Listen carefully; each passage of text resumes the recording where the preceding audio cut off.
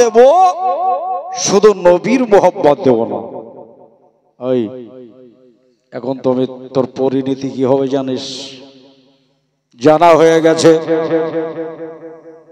রাতের বেলাতে 1 ঘন্টা ধরে ভেবেছি তুমি কি কি করতে পারো,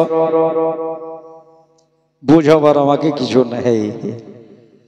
মাথা গরম হয়ে গেল। জান্নাত বশিরকে ডাকলো, বশির এদিকে আই। কাছে ডেকে নিয়ে বলল, ইয়ার গলায় লোহার বেড়িয়ে ভরিয়ে দাও। টানতে টানতে ফাঁকা ময়দানে নিয়ে যা। ওই দেখো ফাঁকা ময়দানে নিয়ে গিয়ে এর শরীরের ওপর প্রহার করো, লোহার চাবুক মারো। জাল্লাদ বলল ইবনে জিয়াদকে, কয় চাবুক মারবো? বলে দেন। খাঁকে কারবালায় লেখা আছে এর শরীরে 500 চাবুক মারবা। আরে বাপরে, 500 কোড়া মারবা। যদি না মরে হাতে তলোয়ার খানাও নিয়ে যাও, শেষ পর্যন্ত এক জগৎ ছেড়ে বিদায় করে দিবে। এর টুটিটাকে কাজ করে কেটে দিবে, এক জবাই করে দিবে, শহীদ করে দেওয়া। বলল যা তাড়াতাড়ি নিয়ে যাবে।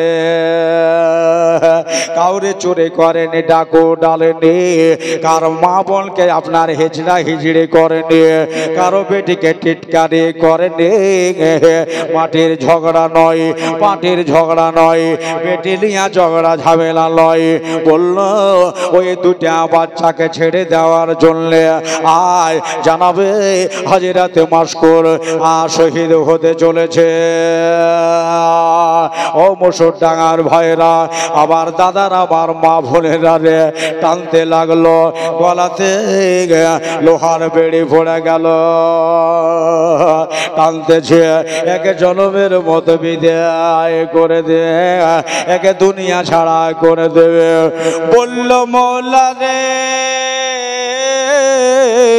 আমি যে জান দিতে চলেছি, আল্লাহ আমার বড় খুশি হচ্ছে, আমার বড় আনন্দ হচ্ছে যে নবী বংশের ছেলেকে ইমদাদ করার জন্য আমি জান দিতে বসেছি। সুবহানাল্লাহ।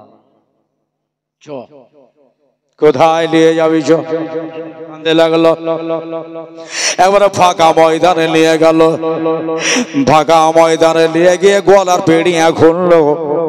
গলার বেড়িটা খুলে মাসকুর দাঁড়িয়ে রয়েছে।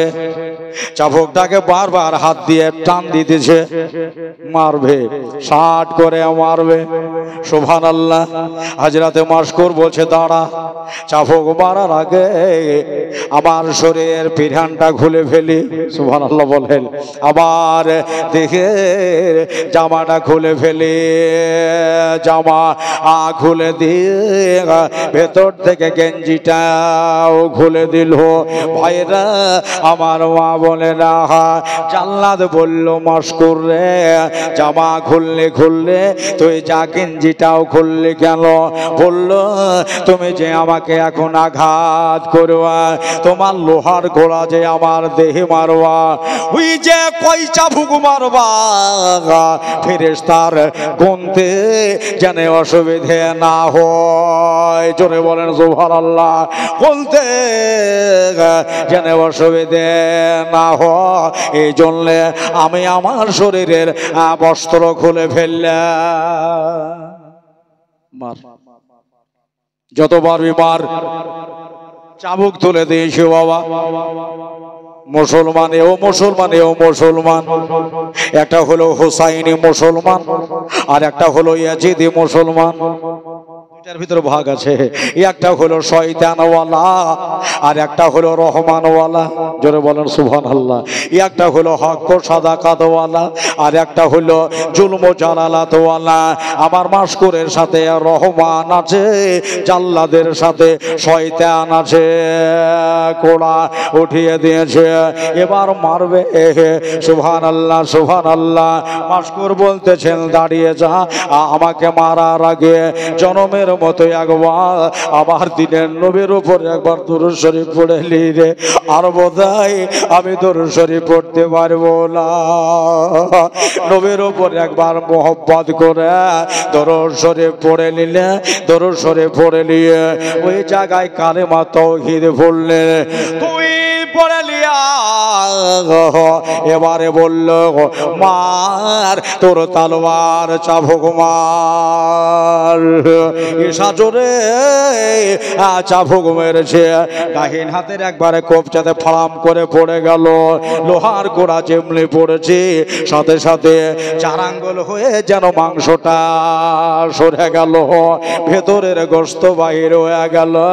ওহো আহা বলল না, বাপরে মারে বলে চিৎকার মারলো না, ঘুরে গিয়ে হাত ধরলো না, কি মারিস নে ভাই, কথা বললো না, তবে এটাই বলল জবান দিয়ে, এটাই বার হলো যে বিসমিল্লাহির রহমানির রহিম। চাল্লা দাগে গেল মাশকুর। একই জায়গাতে তো নজনা কাজ করি, এক জায়গাতে তুই নাইট গার্ড করিস, আমি জাল্লাদের কাজ করি। আচ্ছা আমি যে তোকে চাবুক মারলাম, বিসমিল্লাহ কেন বললি? সুবহানাল্লাহ বলবেন না? দেখেন কত ইমানদার মানুষ বলল, বল বিসমিল্লাহ কেন পড়লি, কেন বললে? আমার হযরত মাশকুর বলতেছেন, জাল্লাদ রে, এই জন্য বিসমিল্লাহ বললাম, যে কোনো কাজের আগে বিসমিল্লাহ বললে কাজটা বরকতওয়ালা হয়, কাজটা বাবার কাজওয়ালা হয়। তুই যে আমারে মারলি, তুই কই তোর মুখ দিয়ে বিসমিল্লাহ বের হলো না, তাই তোর বদলে আমি বিসমিল্লাহ বলেছি। আর একবার বলে দেন সুবহানাল্লাহ। তোর বদলে আমি বিসমিল্লাহ বলেছি। চাবুক শুরু হয়ে গেল, এদিকে যেদিকে ঘুরে সেদিকে চাবুক পড়তে লাগলো। ভাইরা, দাদারা, দিদিরা, হা এত জোরে জোরে চাবুক পড়তে লাগলো, বুকের বাতা ফাটিয়ে ফেললো, পিঠের সিটদাড়া ফাটিয়ে ফেললো, হাত দিয়ে রক্ত বার হচ্ছে, গলায় লেগেছে। আবার দাদারা সারা দেহ রক্তে লালে লাল হয়ে গেল। জানাবে মাশকুর বলতেছে, ভাই দাঁড়াতে পারছে না, লাড় কাড়াচ্ছে, প্রচুর আঘাত হয়েছে শরীরে,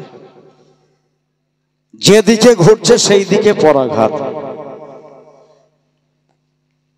একবারে লম্বা লম্বা ফেটে ফেটে গেছে। মাশকুর বলছে, আমি এবার পড়ে যাব, নিচে পড়ে যাব। ধারাম করে মাটিতে পড়ে গেল। যেমনি নিচে পড়ে যাওয়া,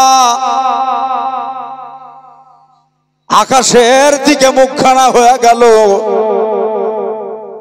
আমার মাশকুর বলতেছেন, ইয়া রাসূলুল্লাহ, ইয়া হাবিবাল্লাহ, নিজের জন্য নয়, শুনেছি আপনার জবানে আপনার আলে মুস্তাফাকে যারা ভালোবাসে তারা বলে আপনাকেই ভালোবাসে,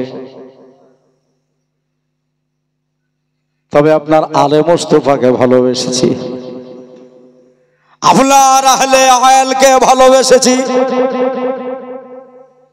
একটু আমার দিলে ব্যথা নাই, আমি চলে যাব পৃথিবী ছেড়ে। চোখ দুটো বন্ধ ছিল, একবার তাকিয়ে জগৎ দেখে নিল, মুখ দিয়ে ফেফড়া উঠতে লাগলো। বাজবে না, ইনাকে এখন বিদায় দাও গো, ইনি দুনিয়া ছেড়ে চলে যাবে। মাশকুর সুবহানাল্লাহ জনমের মতো চোখ দুটা বন্ধ করে নিল। খাকে কারবালায় একটা কথা লেখা আছে, আল্লাহর ফারেশতারা বলছেন, আল্লাহ গো, মাশকুর তো কোনো দোষ করেনি, তাকে এত মার মারলো। আল্লাহ বলে, দেখ দুনিয়ার দিকে তাকিয়ে দেখ, আমার বান্দা দুনিয়া আতে আছে কি নাই, দেখ তাকিয়ে আমার বান্দা দুনিয়াতে আছে কি নাই। এর ইতিহাস তৈরি হবে, এর তারিখ তৈরি হবে। দুনিয়া গাওয়া থাকলো, দুনিয়া সাক্ষী থাকলো, দেখ তাকিয়ে। জবান দিয়ে ফেফড়া উঠতে লাগলো। আস্তে আস্তে আস্তে আস্তে ইনার নাসগুলা যেন সব বন্ধ হয়ে যাচ্ছে। ইনার রুহু যেন আস্তে আস্তে আস্তে ধীরে ধীরে নিস্তব্ধ হয়ে যাচ্ছে। শরীর পড়ে আছে, এই বুকের গোড়া খান টিপ টিপ টিপ টিপ টিপ টিপ করে নড়ছে। জাল্লাদ বলল যে চাবুক চালাতে, লোহার গোলা চালাতে আমারও বড় কষ্ট হচ্ছে, বারবার তোলা ফেলা ওঠা নামা, আমার হাতেও বড় ব্যথা হচ্ছে। ভাইরা দাদারা, মিয়ান থেকে তলোয়ার খানা বাহির করে এই এক টানে যদি চলে যায়, বারবার চাবুক মেরে করবো কি? এ তো এখনো মরে না। গাই বুকের গোড়া খান টুক টুক টুক টুক করে হিলছে। ওই যে তলোয়ার খানা টাল দিয়া মাথার চুলগুলাকে ধরে, আপনার যেমন করে ছাগল জবাই করে, এরা মুসলমান, বলল মস্কুরের গলায় যেন তলোয়ার লাগিয়ে দিল রে বাবা। ছাগলের মতো, দুনিয়ার পশুদের মতো পড়ে আছে মস্কুর। বাড়িতে খবর দেওয়ার কেউ না। এর বাড়ি হলো আপনার কাদশিয়াতে। ছেলে দুটাকে বলেছিল, বাবা ওই কাদশিয়া দিয়া যখন যাবা, আমার ভাইকে তোমরা বললো কাদশিয়া হলো আমার জন্মভূমি। বাপ মার কাছে কেউ খবর দেওয়ার না হয়, পড়ে আছে গলায় তলোয়ার ভিড়ে গেল। এই যে নরম জায়গা, ধারালো তলোয়ার যেমনি গলায় ভিড়িয়েছে, ওপরকার চামড়া কুচ করে কেটে গেল। সাদা সাদা চর্বি গোলা বাইর হয়ে গেল। এবার জোরে করে একটা টান মেরে দিয়েছে। যেমনি টান মেরে দেওয়া, গোটা গলাটা এপার ওপার হয়ে গেল। বড় করে রক্ত বাইর হতে লাগলো। হাত পাগুলো দু চারবার আছড়িয়ে, দু চারবার হেলাধুলা করে লিয়া মস্কুর জনমের মতো ঠান্ডা হয়ে গেল। জোরে বলেন ইন্না লিল্লাহি ওয়া ইন্না ইলাইহি রাজিউন। আমার দাদার, আমার ভাইরা, ইনি জান দিলেন আলে মুস্তাফার জন্য। ইনি নিজে প্রাণ দিলেন নবীজির আয়ালের জন্য, নবীজির বংশধরের জন্য। ইনাকে দেখে নেবার কি করা হয়, আমার আল্লাহ হয় ফেরেশতা রে, মস্কুরের রুহটা ধরে নাও। সুবহানাল্লাহ বলে, ধরো গাপ করে ধরে নিয়ে হি একটা সবুজ রঙের পাখির পেটে ভরো। বলবেন না সুবহানাল্লাহ? ই এটা কার হুকুম? ই এটাই আমার মওলার হুকুম।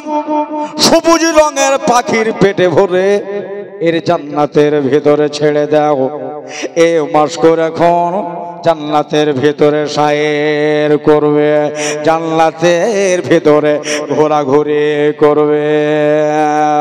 সত্যি তাই করা হলো, আল্লাহর হুকুম মানলো।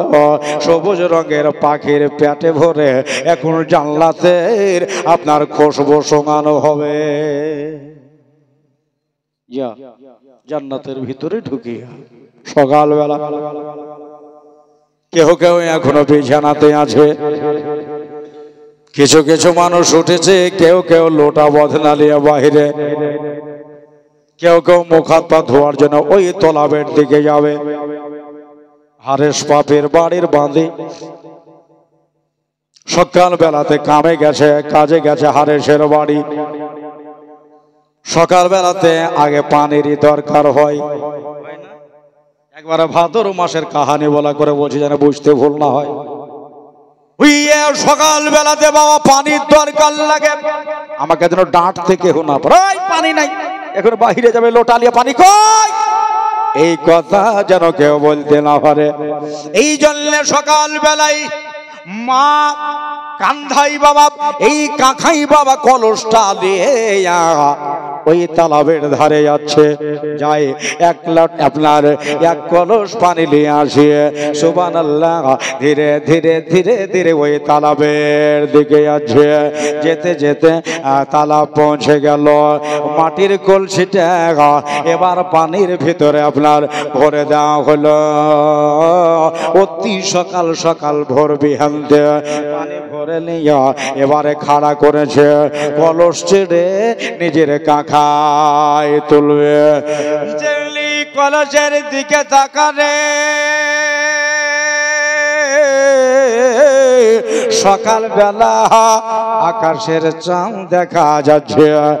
ওই মেয়েটা বলল, আল্লাহ আকাশে একটা চাঁদ, কিন্তু আমার এই কলসির ভিতরে চাঁদের মতো দুটা ছেলে একবারে চাঁদের মতো জল জল করে জ্বলছে। চাঁদ হলো একটা, আর চাঁদের মতো দুইটা ছেলে কলসির ভিতরে কেন? বলারই তো কথা। হ্যাঁ, এরা আবার কারা? তাইলে কি গত রাতে আকাশে কি আল্লাহ দুইটা ছেলে তুলে নিয়েছে? কারা এরা? দেখতে মন চাই, কলসির দিকে নজর না করে এবারে আকাশ পানে তাকাবে। ছেলে দুটো বলতেছেন, আল্লাহ গো, মেয়েটা যেন এমনি চলে যায়, আমাদের দিকে ঘুরে না তাকায়। যদি দেখে লাই এবারে জিয়াদের কালে খবর চলে যাবে, বাবার মতো করে আমাদের জীবনের মতো বিদায় করে দেবে। মেয়েটা বলছে, না দেখে কলসি কাঁধে লিব, কাঁখে লিব না। সুবহানাল্লাহ। ছেলে দুটো তাকায়, মেয়েটা এবার এমনি করে ঘাটটাকে কাজ করে ওপর দিকে যেমনি তাকিয়ে দেখা, সাথে সাথে ছোটা চোখে আগে জাগায় হলো। ছেলে দুটাও দেখছে, মা দেখছে ছেলে দুটাকে। ওই ছেলে বলল, মা জোড়হাত করে তোমার সামনে কয় পানি নিয়ে বাড়ি চলে যাও, কাউরে বইল না। মেয়েটা বলছে, বাবা তোরা কারা? ছেলে দুটো বলছে, আল্লাহ রসুলের পেয়ারা। জোরে বলেন সুবহানাল্লাহ। তোরা কারা? এই ছেলে দুটো আল্লাহ ও রসুলের পেয়ারা। চলে যাও মা, এখান থেকে চলে যাও, কাউরে বইল না। মেয়ে বলল, বাবু রে, তোমরা বাচ্চা ছেলে, পরিচয় দাও। এত সকাল বেলাতে খেজুর গাছে কেন? কাটা ঢুকে যাবে, গা ফুটে যাবে, রক্ত বাইর হয়ে যাবে, কেন ওপরে তোমরা উঠেছ? পরিচয় দাও। বলল, মা গো, আমরা মিথ্যা কথা বলা জানি না। বাবার নাম হলো ইমামে মুসলিম, এই দেশের মানুষ শহীদ করেছে। আমার মা বাচ্চা কালে আমাদের রেখে মারা গেছে। আমরা শহীদ ইমাম মুসলিমের দুই বেটা। মেয়েটা শুধু তাকিয়ে তাকিয়ে দেখলো। মায়েদের দিল নরম হয়, কেন না আমারও তো এরকম বেটায় আছে। আমি যদি খেজুর গাছে চড়তে দেখে আমি বলবো, বেটা উঠিস না রে, গায়ে কাটা ভুগে যাবে। বললো, বাবা ওই কলসিটা তুলে পরে রেখে দিলাম।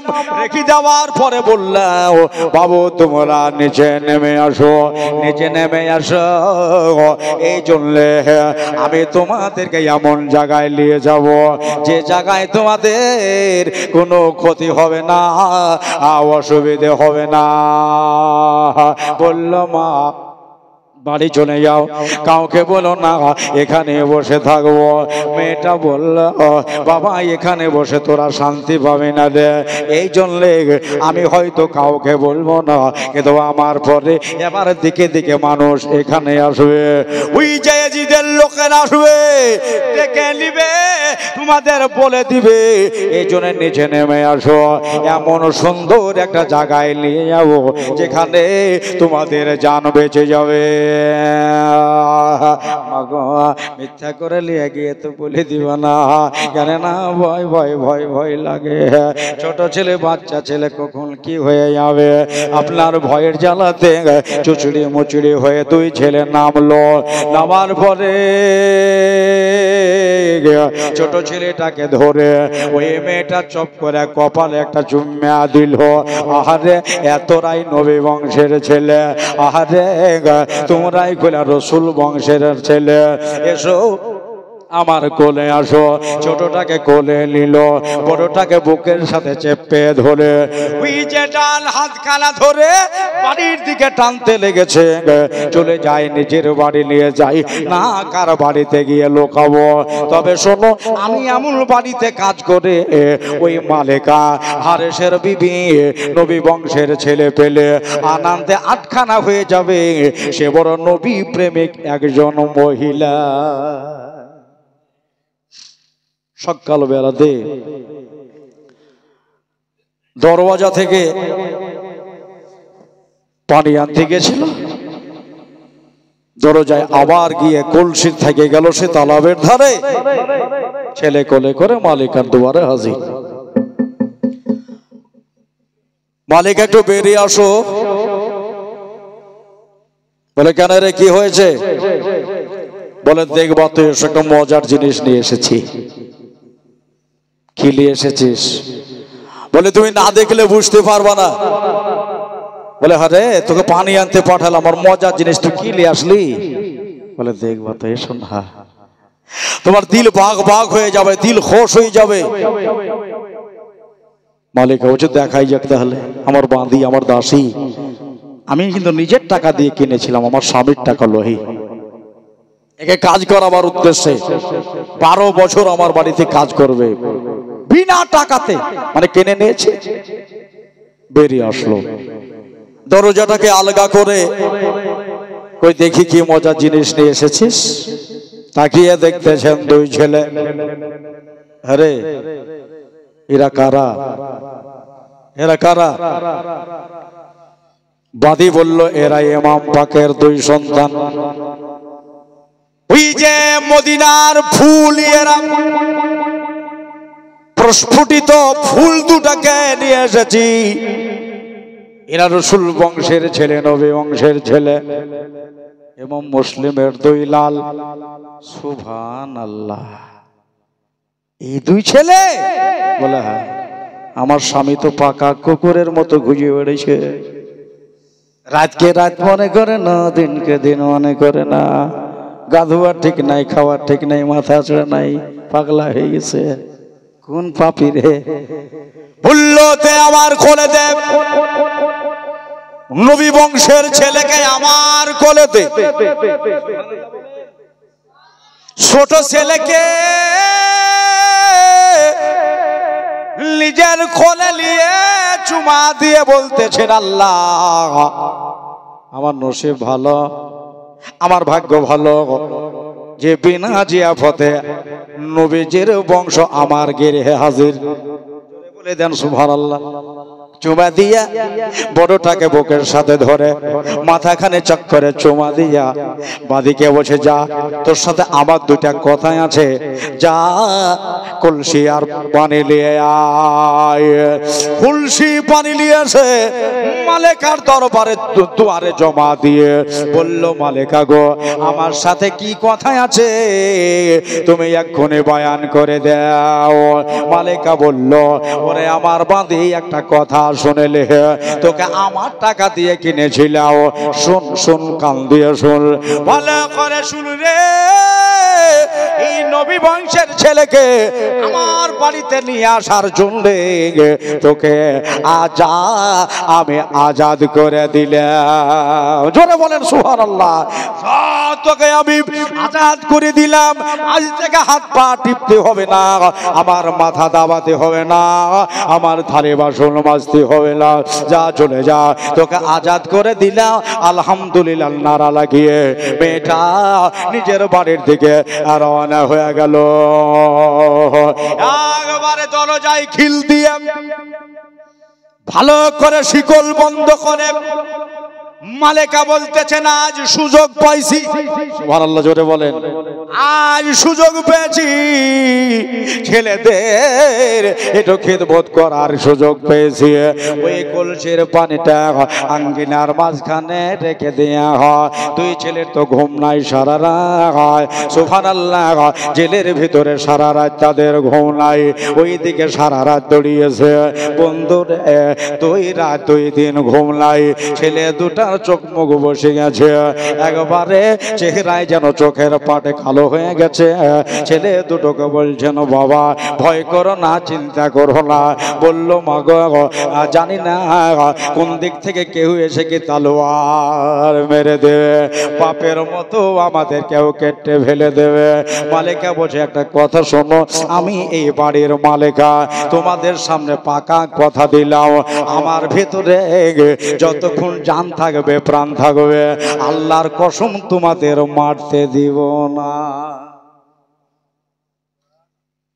ছেলে দুটো বিশ্বাস করে নিল। কেন মা একটা ওয়াদা করলেন, যতক্ষণ ভেতরে আমার জান আছে ততক্ষণ তোমরা জিন্দে, তোদের যদি মারতে হয় আমার লাশের ওপর দিয়ে যেতে হবে। আমি থাকাকালীন তোমাদের লাশ মাটিতে পড়তে দিব না। সুবহানাল্লাহ। হ্যাঁ, খাকে কারবালাই আল্লামা ইফতেখারুল হাসান পিওর উর্দু ভাষায় লিখেছে। ছেলে দুটা বিশ্বাস করে নিল। মা জননী শরীর থেকে জামা খুলে নিয়া, গেঞ্জি খুলে নিয়া ছেলে দুটাকে বলল, দাঁড়িয়ে যাবে, এবার তোমাদের গোসল হবে। মা জননী ছেলে দুটার শেষ গোসল দিচ্ছে। দুনিয়াতে এদের আর কেউ গোসল দেবে না রে বাবা। দুই ছেলেকে একসাথে দাঁড় করিয়ে দিলে, দাঁড় করিয়ে দিয়া 1 লোটা পানি ঢালে বড়টার মাথায় দেয়, আর 1 লোটা পানি ঢালে ছোটটার মাথায় দেয়। জানি না ছেলে দুটার মনে কি যে দুঃখ হলো, একসাথে 2 ভাই হাউমাউ করে কেঁদে উঠেছে। মা গো, আজ তুমি কত দূরে গো মা। মালিকা বলল, বাবা রে, তোমাদের মার মতো গোসল দিচ্ছি। আমি জানি তোমাদের মা হওয়ার যোগ্য নয়, কিন্তু আমি জানি আমিও তো একটা মায়ের জাত। তোমার বাদী হিসাবে, দাসী হিসাবে যদি বলো তাও চলবে। বলো দেখি জোরে করে কেন কেঁদে দিলে? বলল, মালিকা রে,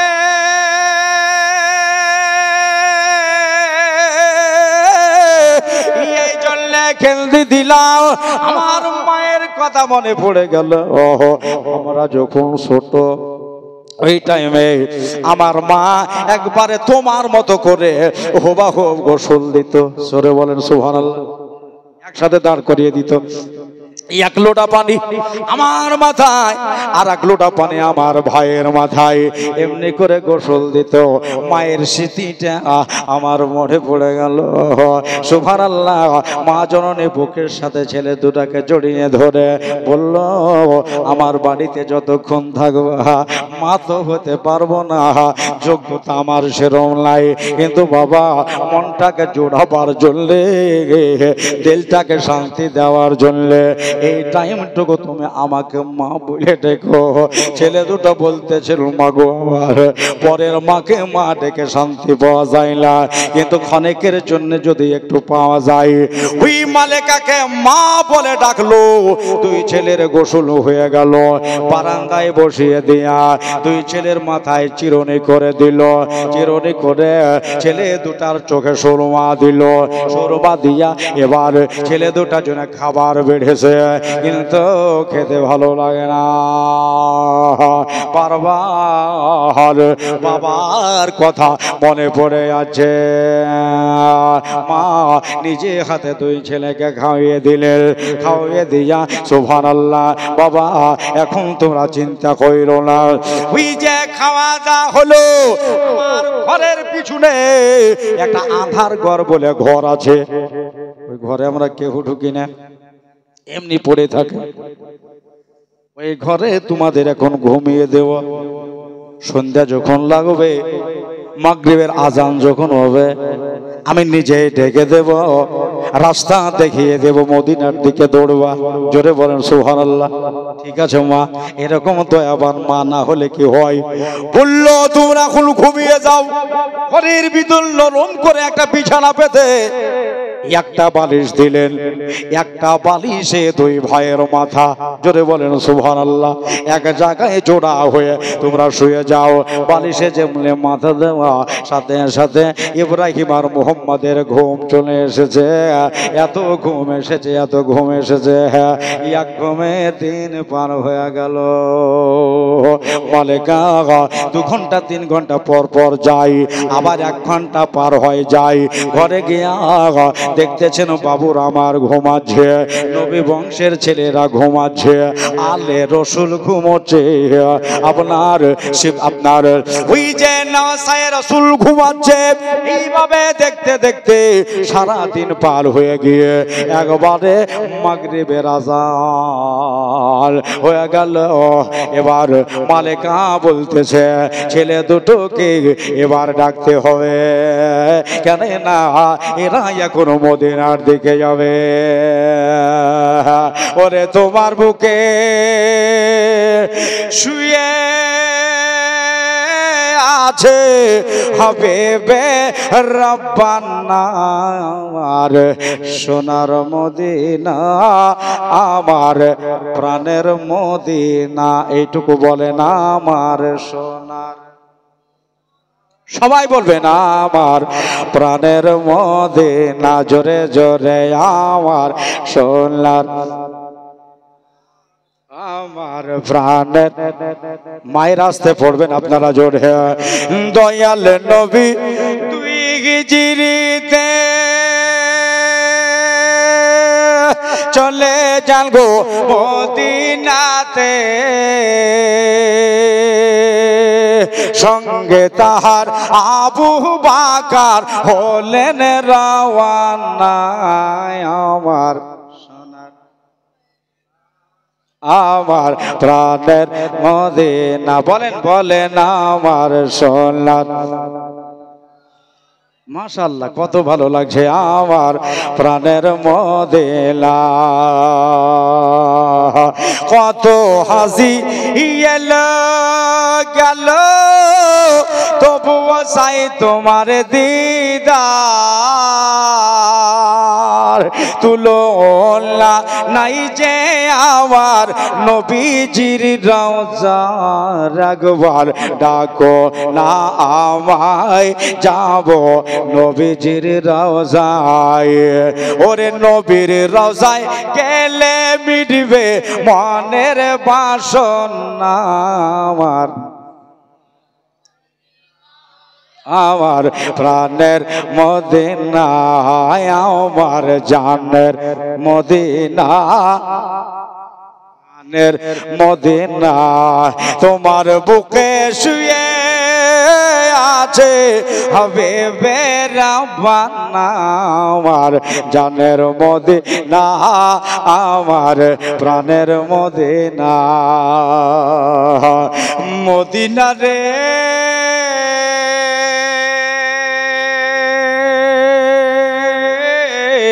ও মদিনা, ও মদিনা ধন্য হলো নবীজির পরশ পেয়ে ইয়াশরাব থেকে তাই বানগর বানাই নবীজি গিয়ে মদিনার মলের বাসনা কবুল করেছে রব্বানা মদিনার মনের বাসনা কবুল করেছে রব্বানা ওই মদিনায় যাবার জন্য করলেন ঘোষণা আমার প্রাণে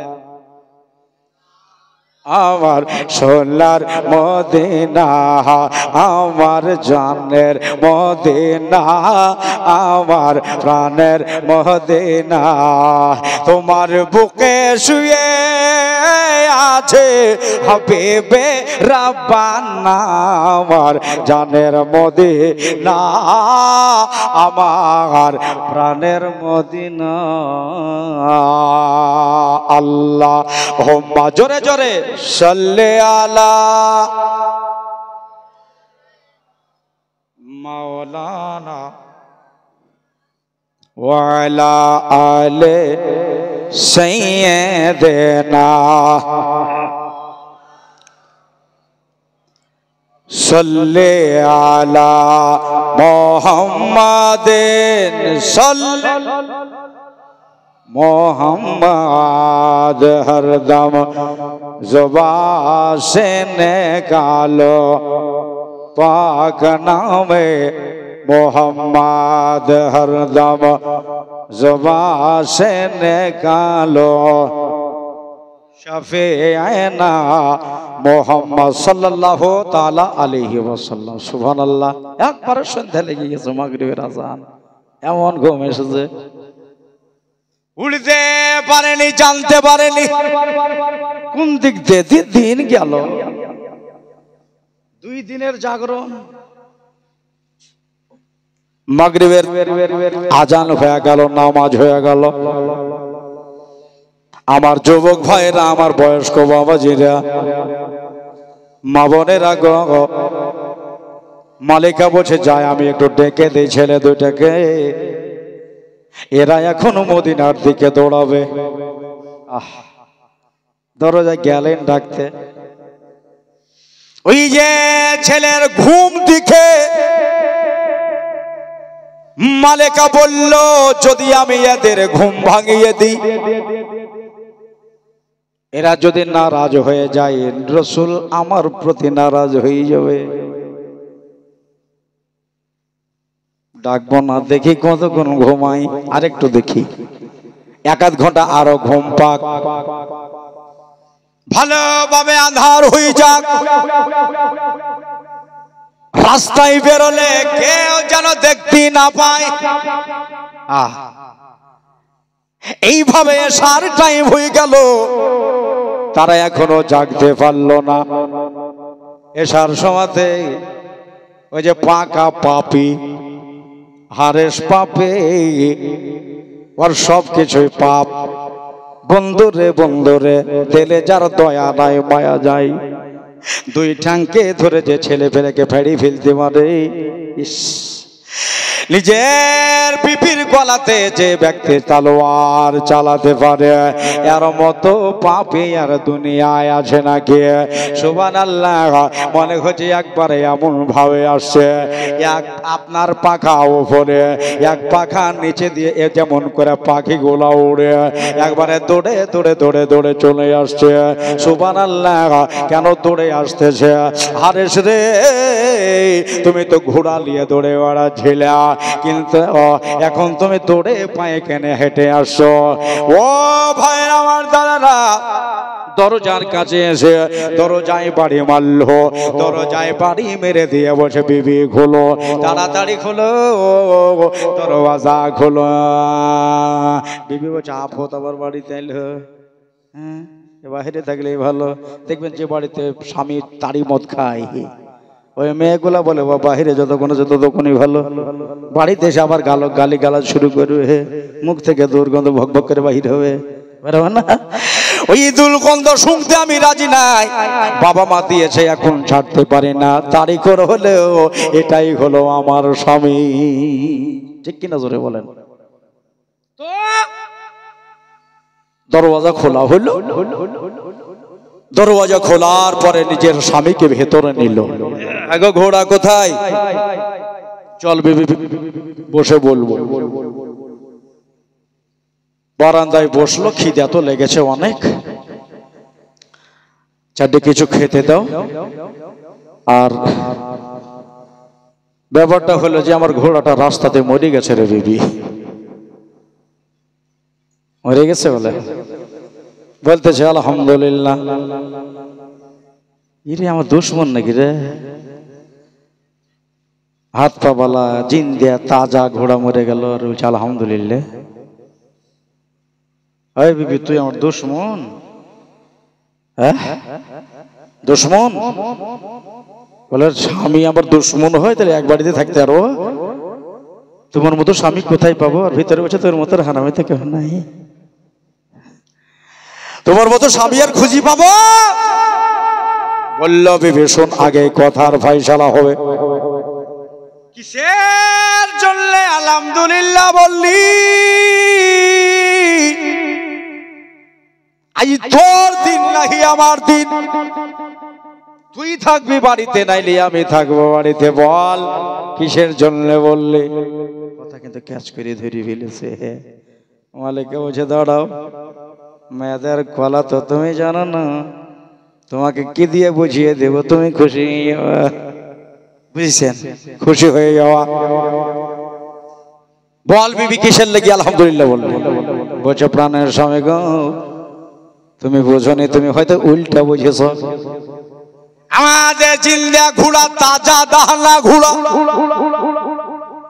যে ঘোড়া আমার স্বামী চলে আমি গেলেও চড়ি, ওই ঘোড়াটা যখন মারা যাওয়ার কথা শুনলাম, আলহামদুলিল্লাহ কেন বললাম জানো? এই জন্য বললাম খোদা না খাস্তা আমার স্বামী তো মারা যায়নি, আমার চার পায়ে ঘোড়া মারা গেছে, যাক আমার জিন্দা স্বামী তো বাড়ি ঘুরে এসেছে। তোমারে আমি খুব ভালোবাসি, তোমার মারা যাওয়ার কথা শুনে আমার মনটা খারাপ হইতো। আরে বলছে বিশাল ভালোবাসে আমারে, এর মতো আমার বিবির মতো কেউ নাই। ভেতরে বসে বসে তোর মতো হারামে যদি মরুক তো ভালোই হবে। বন্ধু রে বাইরে রে বললা বিবি কিছু খেতে দাও, তুমি আমার প্রাণের স্ত্রী, হ্যাঁ জীবন সঙ্গিনী, প্রাণ নেই আমার অর্ধাঙ্গিনী, দাও আমায় কিছু খেতে দাও। আমার দাদার আর স্বামীরে খেতে দেওয়া হলো। খেতে দেওয়ার পরে বোঝাচ্ছে ও গো আমার প্রাণপণ, সারাদিন ধরে চুলগুলো উস্কো খুস্কো করে তুমি কি করে বেড়াও? বলে বিবি তুই বুঝবি না, তোমাকে রানী বানাবো, এই জন্য একবারে বুঝা দিবে টাকার বোঝা। ইবনে জিয়াদ লিখেছে যে ইমাম মুসলিমে দুই ছেলেকে যে ধরে এনে দিতে পারবে, এক বোঝা তারে টাকা দেবে, ওই টাকাটা বোধহয় আমি পাবো। এদিকে তো হাত আফসৌ মানুষ মুসলিমের দুই বেটাকে খুঁজতেছে, জানি না কার ভাগ্যে আছে। এবার আমি এই জন্য রাতের বেলাতে বাহির হব। মালিক বলছে আপদ দূর হয়ে যায়, তাড়াতাড়ি খাও, সুন্দরভাবে খাও। আরে পেটে খিদে লেগে নিজের বাড়ি থেকে বাহির হয়ে যায়। বুঝি একেবারে দিকে বার করবো, খাওয়া দাওয়া হয়ে গেল। এবার খাওয়া দাওয়া করার পরে হারেস বলতেছিল বিবি ছেলে দুটা জানি না কার ছাদনা তলায় আছে, কার কান্ঠার বাইরের রয়েছে, কোন গাছের নিচে, ফুল গাছের ওপরে, বা কোনো বাঁশের তলায় রয়েছে। রাতের বেলাতে তাদের নির্ণয় করতে পারবো না। বিবি গো একটু বিছানা পাতো, শুয়ে যাই, ভোর রাত্রে উঠে আবার আমি ছেলে দুটাকে খুঁজতে যাব। বিবি বলে তো বাড়ি থেকে যাবে না, ছেলে দুটাকেও বোধহয় মদিনার রাস্তায় ছাড়া হবে না। জানি না এদের ভাগ্যে কি লেখা আছে। সুবহানাল্লাহ, বা স্বামীর জন্য বিছানা পেতে দেওয়া হলো। খাওয়া দাওয়া করে নিজের স্বামী আর নিজের স্ত্রী এক বিছানায় ঢুকে গেল। হারেস বলছে আল্লাহ ছেলে দুটাকে জানে আমি পেয়ে যাই, আর ওর বিবি বলছে আল্লাহ গো আফত জানে বাড়ি থেকে বাহির হয়ে যায়, ছেলে দুটোকে মদিনায় ছাড়তে হবে। বিছানায় একটা, আর ওই বিছানাতে মদ চলছে দুটা। বলেন সুবহানাল্লাহ। একটা হলো জান্নাতি মদ আর একটা হলো জাহান্নামী মদ। দুইটা দিক। এইভাবে রাত মালিকা তো ঘুম নাই, কখন হয়তো ছেলে দুটো উঠে পড়বে, মা বলে ডাকবে, আব্বা বলে বোধহয় কেঁদে উঠবে, মদিনার শব্দ করে বোধহয় তারা শোর মাচাবে। সারা রাত মেয়েটা উসকুস করতেছে, বিছানায় ঘুম নাই। 4 ভাগের ভাগ, 3 ভাগ রাত পার হয়েছে, মানে 3/4 হিস্সা পার হয়েছে।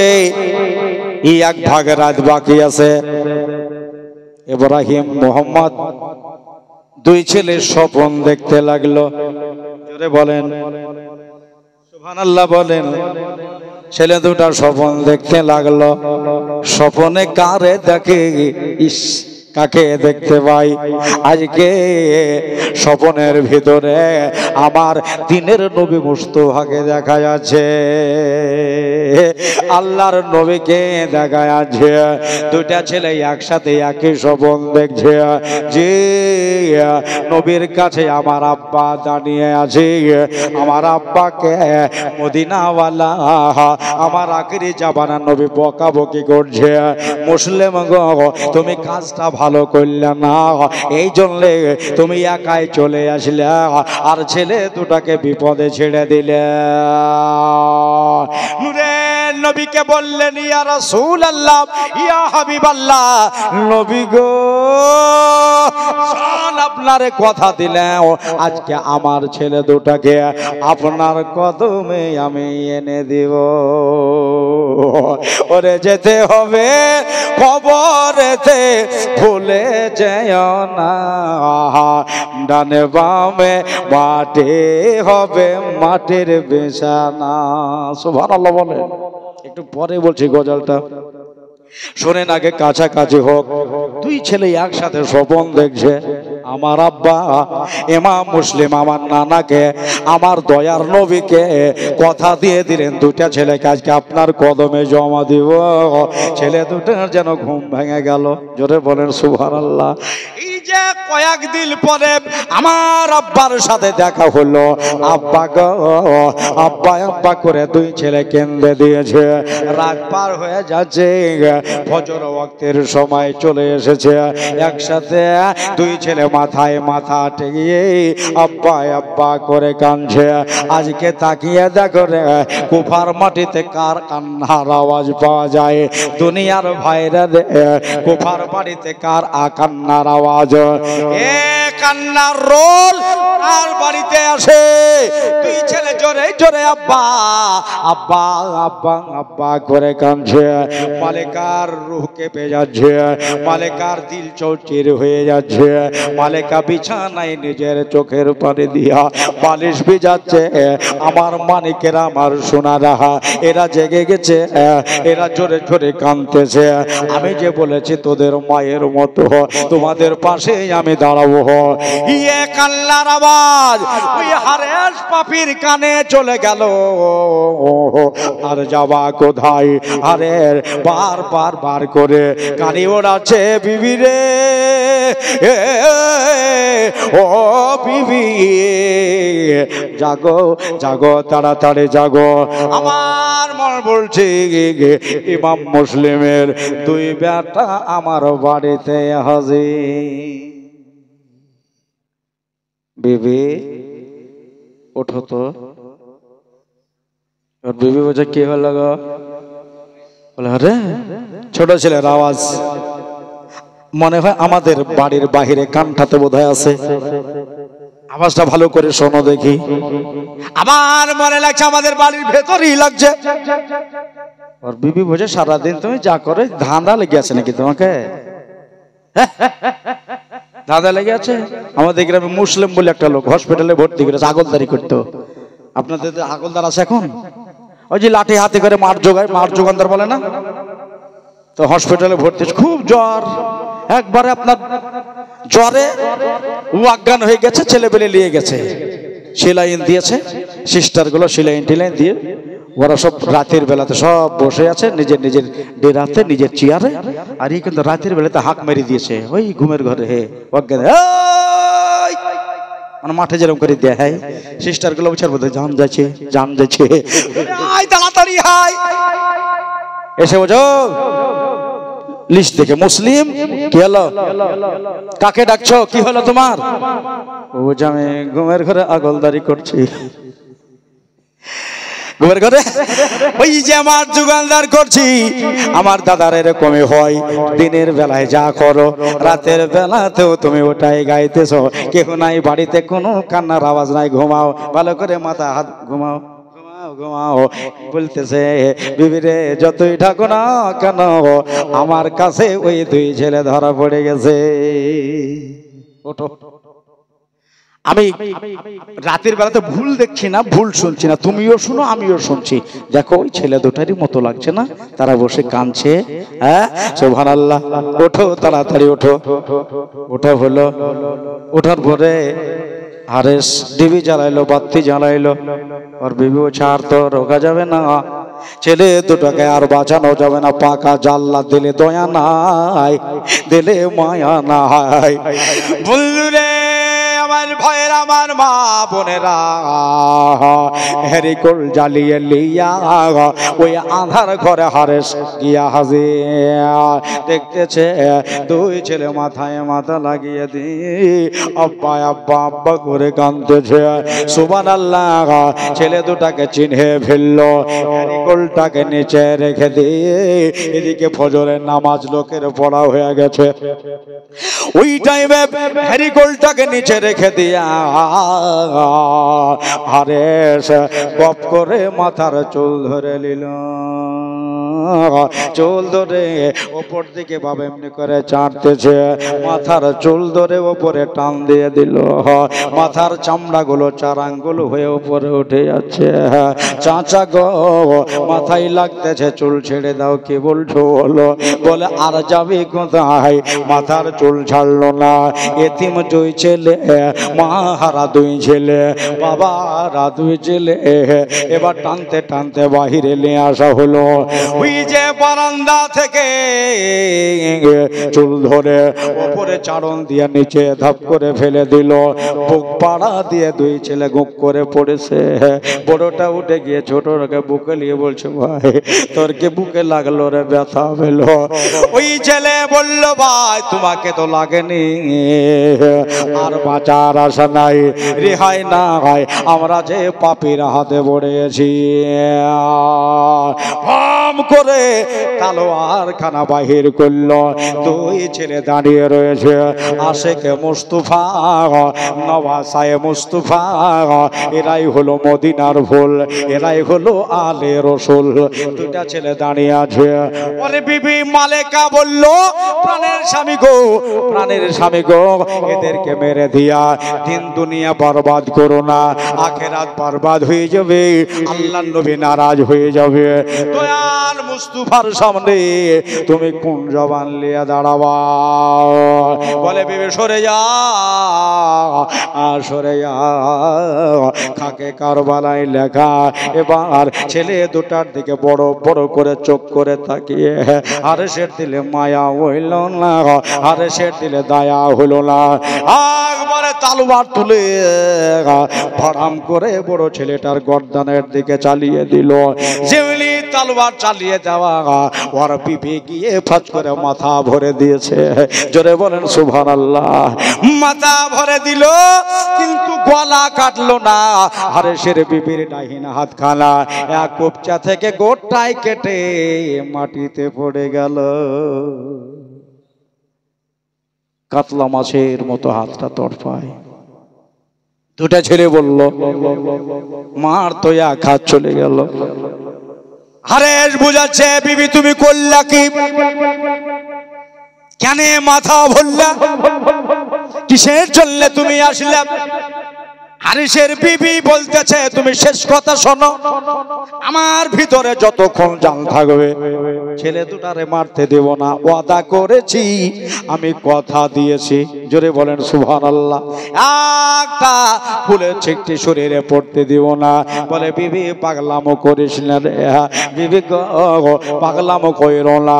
দেখো দুনিয়ায় এমন মেয়ে মানুষ আছে, এক হাত নাই, কারো কবজা থেকে নাই, কারো এখান থেকে নাই, কারো কহিনা থেকে নাই, এমনও মেয়ে লিয়া ঘর সংসার হচ্ছে, তার বিয়ে হয়েছে, আমি জানবো আমার বিবির একটা হাত নাই।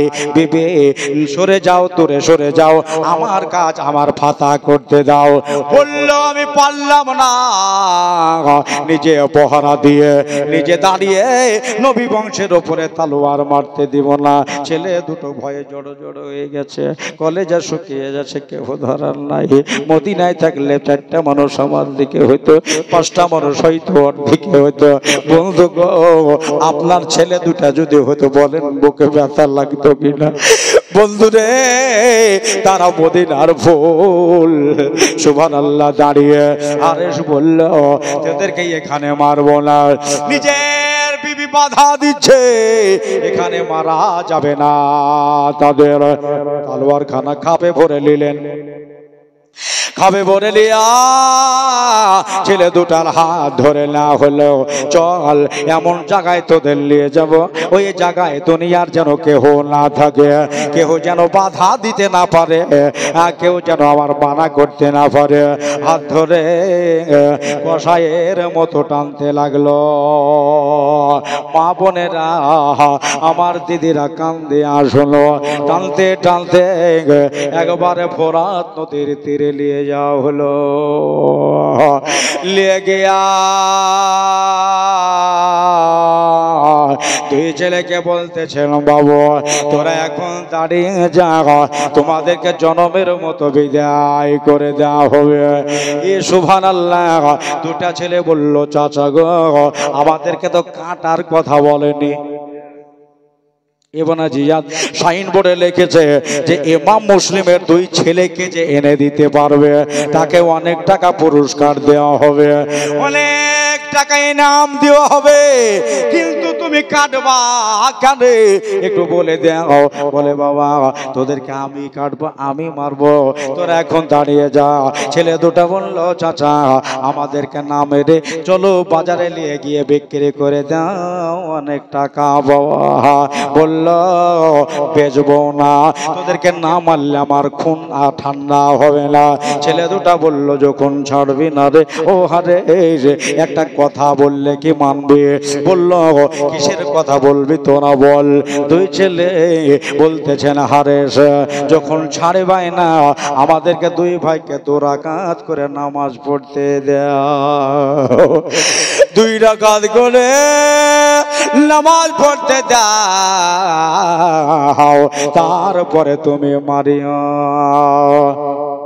কেন নামাজে বাজাবে তোদের? বলে না, এটা আমাদের আদা।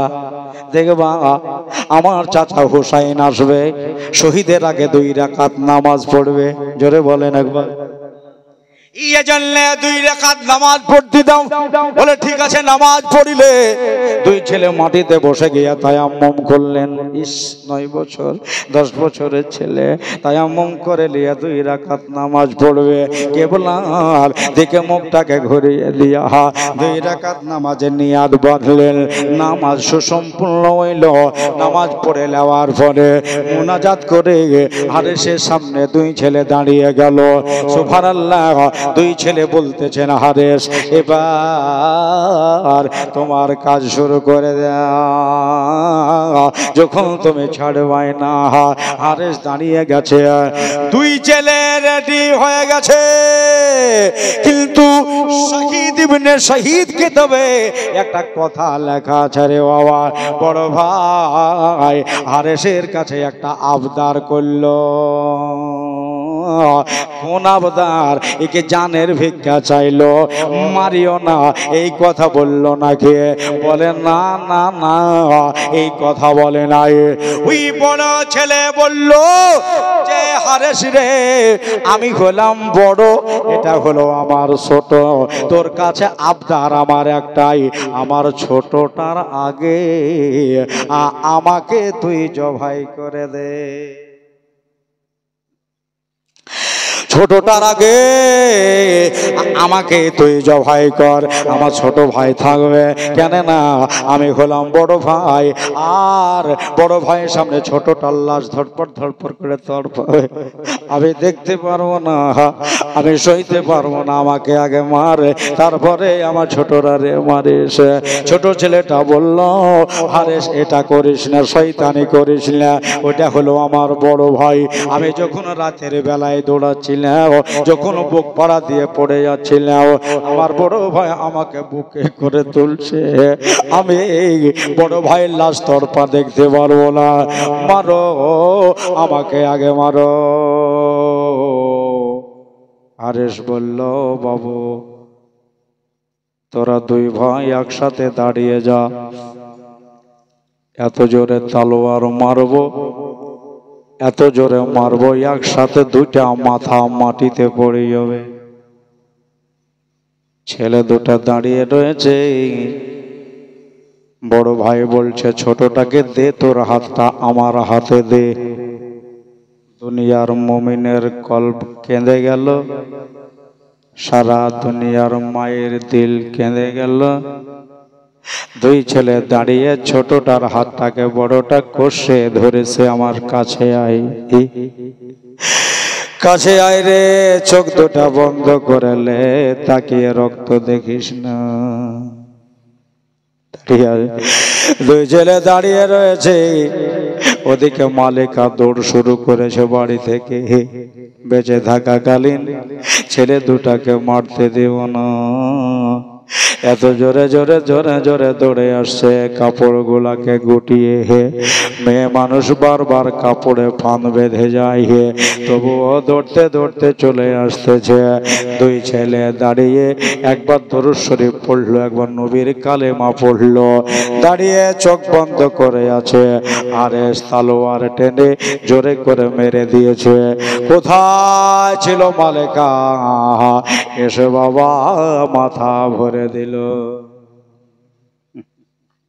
ধপ করে একটা শব্দ হলো, ছেলে দুটা বলল, কি হলো, কে মাটিতে পড়লো?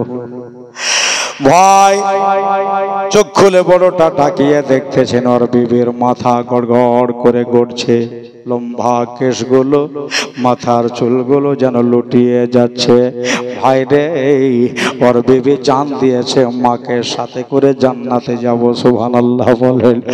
জাগা দিল, খেতে দিল, আমাদের জন্য সে জানও দিল, আল্লাহ ওকে জান্নাত দিবে। চোখ দুইটা বন্ধ কর। হারেস বলছে, বিবি তুমি করলে কি, আমি বিবি হারা হয়ে গেলাম। আরো দেহের রাগ হইল, এমন রাগ ধরেছে, আবার তালোয়ার তুলেছে, বিবির রক্তে তালোয়ার পিছল হয়ে আছে। এই পিছল তালোয়ার এত জোরে হিম্মত লিয়া শক্তি প্রয়োগ করেছে, দুটা ছেলের মাথা ধপ করে একসাথেই পড়ে গেল। ইল্লা লিল্লাহি ওয়া ইন্না ইলাইহি রাজিউন। মাথা বাবা দূরে ছিল, গড়তে গড়তে এক জায়গায় কাছে হয়ে গেল, রক্ত চুঁয়ে যায়, রক্ত চুঁয়ে যায়, এক জায়গায় দুই ছেলের কান লেগে আছে। দুটা ছেলে বলছে, ভাই এখনো আল্লাহ আমাদের জোড়া করে রেখেছে, সুবহানাল্লাহ। খাকে কারবারে একটা কথা লেখা আছে, যেমনি দুই ছেলের মাথা এক জায়গায় হওয়া, আল্লাহর রহমতে ফারেশতারা উপরে কানতে লেগেছে, নূরের ফেরেশতারা কানতে লেগেছে, আল্লাহর সহ্য হয় না, প্রাণের সহে না, এরা নবী বংশের ছেলে গো আল্লাহ, আর এদেরকে এমন ভাবে হত্যা করলো, শহীদ করলো। বন্ধুরে আমার ভয়রা রে, দুই ছেলের লাশ পড়ে আছে, হারেস করলো কে, গামছা কোমরে বাঁধা আছে, গামছা কানাকে শার্ট করে এতিম দুই ছেলের মাথা এক জায়গায় করে কষে বাঁধা হলো। এখন নিয়ে যাব ইবনে জিয়াদের দরবারে। বলবো যে এই ছেলে দুটাকে বড় মেহনত করে কষ্ট করে আমি মেরেছি। আমার মুসুরডাঙ্গার ভাইজান, যদি কেহ ওই সময় থাকতো বলো ছেলে দুটার নামে ফাতেহাই 5টা টাকা দিত কিনা? ছেলে দুটো মাথা আবার এমনি করে হাতে ধরলো, হাতে ধরে নিয়ে যাচ্ছে মানে জিয়াদের দরবারে। যেমনি পাবার হাতে যাওয়া বড়টার পায়ের সাথে আমার হারেসের পা বেঁধে গেল। রাগ করে পা খানকে ধরে ফান করে চালিয়ে দিল পানির দিকে। চভাক করে ফোরাতের পানিতে পড়েছে। এবার হারেস চলে যাচ্ছে ওই পানি থেকে কাটা লাশে বলছে, হারেস রে আমার ছোটটাকেও আমার বুকে দিয়ে যা। আহ, জোড়া ভেঙে দিস না, আমাদের দূরে করে দিস না, সব জায়গাতে জোড়া। মার কাছে বাবার সাথে আসলাম জোড়া, ওই হানিবির উরুয়ার বাড়িতে জোড়া, চাচা আশা কাজী সাহেবের বাড়িতে জোড়া, আমরা পাহাড়ের গুহার ভিতরে জোড়া, একসাথে শহীদ হইলাম তাও জোড়া, তোর বাড়িতে ঘুমিয়েছিলাম তাও জোড়া, আর একটা উপরে থাকবে আর একটা পানিতে ভাসবে। এটা করিস না, আমার ছোটটাকে আমার বুকে দিয়ে দে। জোরে বলেন সুবহানাল্লাহ। লাশ থেকে যখন কথা বেরিয়েছে হারেসের এবার টনক লড়েছে, সত্যি তো এরা জিন্দে। জোরে বলেন সুবহানাল্লাহ। সত্যি এরা জিন্দা, এরা মরা লয়। আমার ভাইরা, আজ যারা এখানে শুনছেন ইমাম মুসলিমের 2 ছেলের কথা রেকর্ড হচ্ছে, এই যে কানে ঢুকতেছে, তারা হলো জিন্দা। আজ মোহব্বত যদি তাদের সাথে থাকে, আল্লাহ তাদের সঙ্গে জান্নাত হাসর ও নাসর করবে। জোরে বলেন সুবহানাল্লাহ। আমার দাদা জান, আমার ভাই জান, আজকে যদি মা বাবা থাকতো এরকম করে মারতে দিত, সাইডে দাঁড়াতো, নিজে জান দিত, কিন্তু আজ ছেলে দুটাকে মারতে দিত না। একটা পরের মেয়ে সে জান দিল, লম্বা কেশ, মাথার চুলগুলো লুটিয়ে পড়ে আছে, বিবির দিকে খেয়াল নাই, নাশ বিবির পড়ে আছে, মাথা বিবির পড়ে আছে, এখন টাকার লালচে দৌড়ে বেড়াচ্ছে। এর মনস্কামনা পূরণ হবে? মনস্কামনা পূরণ হবে? এই 2টো ছেলের জন্য যদি কেউ ফাতিহা করে 11টা টাকা, 20টা টাকা, 50টা টাকা এরকম দেওয়ার লোক আছে। তোমার 16 বাড়ি তাও কে জানো না, মরে গেলে কবরেতে হবে ঠিকানা, তোমায় মরে গেলে কবরেতে হবে ঠিকানা। দেখো এত মানুষ আছে কেউ সঙ্গে যাবে না, তোমার এত মানুষ আছে কেউ সাথে যাবে না, ডালে বামে। শাফিকুল, সুবহানাল্লাহ, শাফিকুল 200 টাকা দিয়েছে। দেখেন মোহব্বত আছে, এর লাগি দিচ্ছে। আল্লাহ পাক ইনার দান কবুল করুক, আমিন সুম্মা। চাচা দিয়েছে 100, লালটু সে 100 টাকা দিয়েছে। তুমি কবুল করো, কবরেতে শোয়া দেবে এরা দুজনা, বুকের ওপর দিবে মাটি, ফাঁকা রাখবে না। একবার জোরে সুবহানাল্লাহ বলেন। সুবহানাল্লাহ। সাবিরে দেখেন 100 টাকা দিয়েছে।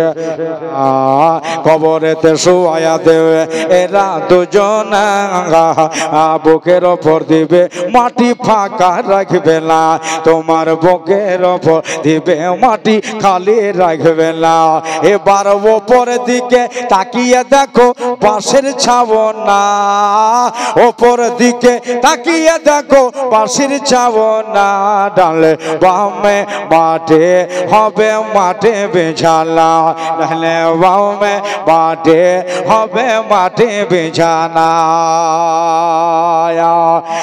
এত বন্ধু এত বান্ধব কেউ তো রবে না, কবরেতে রেখে দিয়া হবে রাওয়ানা। উঠবেন না বাবা, কেউ চলে যাবেন না, দুয়ার সময় হয়ে যাচ্ছে, দোয়া করবো ইনশাল্লাহ সবাইকে নিয়ে। আর যদি পেশাব পাখানা লাগে তাহলে তো যেতেই হবে, আবার এখানে যদি কাজ সেরে যেত সব বেকার হয়ে যাবে। তাহাজ্জুদ দিয়েছে 100, মেয়েদের ভিতর থেকে দিয়েছে 100, সুবহানাল্লাহ। ইস্তাকিম ভাই এই দেখেন 500 টাকা দিয়েছে, মাশাআল্লাহ সুবহানাল্লাহ। বেরাদারান ইসলাম, এই দেখেন একেই বলে মোহব্বত। এত বন্ধু এত বান্ধব কেউ তো রবে না, রাশিদুল মিয়া 100 টাকা দিয়েছে। এত বন্ধু এত বান্ধব কেউ তো রবে না, কবরেতে রেখে দিয়ে হবে রওয়ানা, তোমায় কবরেতে রেখে দিয়ে হবে রওয়ানা। এবার কবরেতে দেখতে আসবে শাহে মদিনা, তোমায় কবরেতে দেখতে আসবে শাহে মদিনা। ডালে বামে মাঠে হবে মাঠে বেঝালা, ডালে বামে মাঠে হবে মাঠে বেঝালা। একদিন যেতে হবে কবরেতে ভুলে যাইও না, যেতে হবে কবরেতে ভুলা যাইও না। ডালে বামে মাঠে হবে মাঠে বেঝানা। আল্লাহুম্মা বলেন জোরে জোরে সল্লে সাইয়্যিদিনা মাওলানা মুহাম্মদ ওয়া আলা আলে সাইয়্যিদিনা মুহাম্মদ সাল্লি আলা মুহাম্মাদিন পড়েন সাল্লি মোহাম্মদ হরদম জবান সে নিকালো,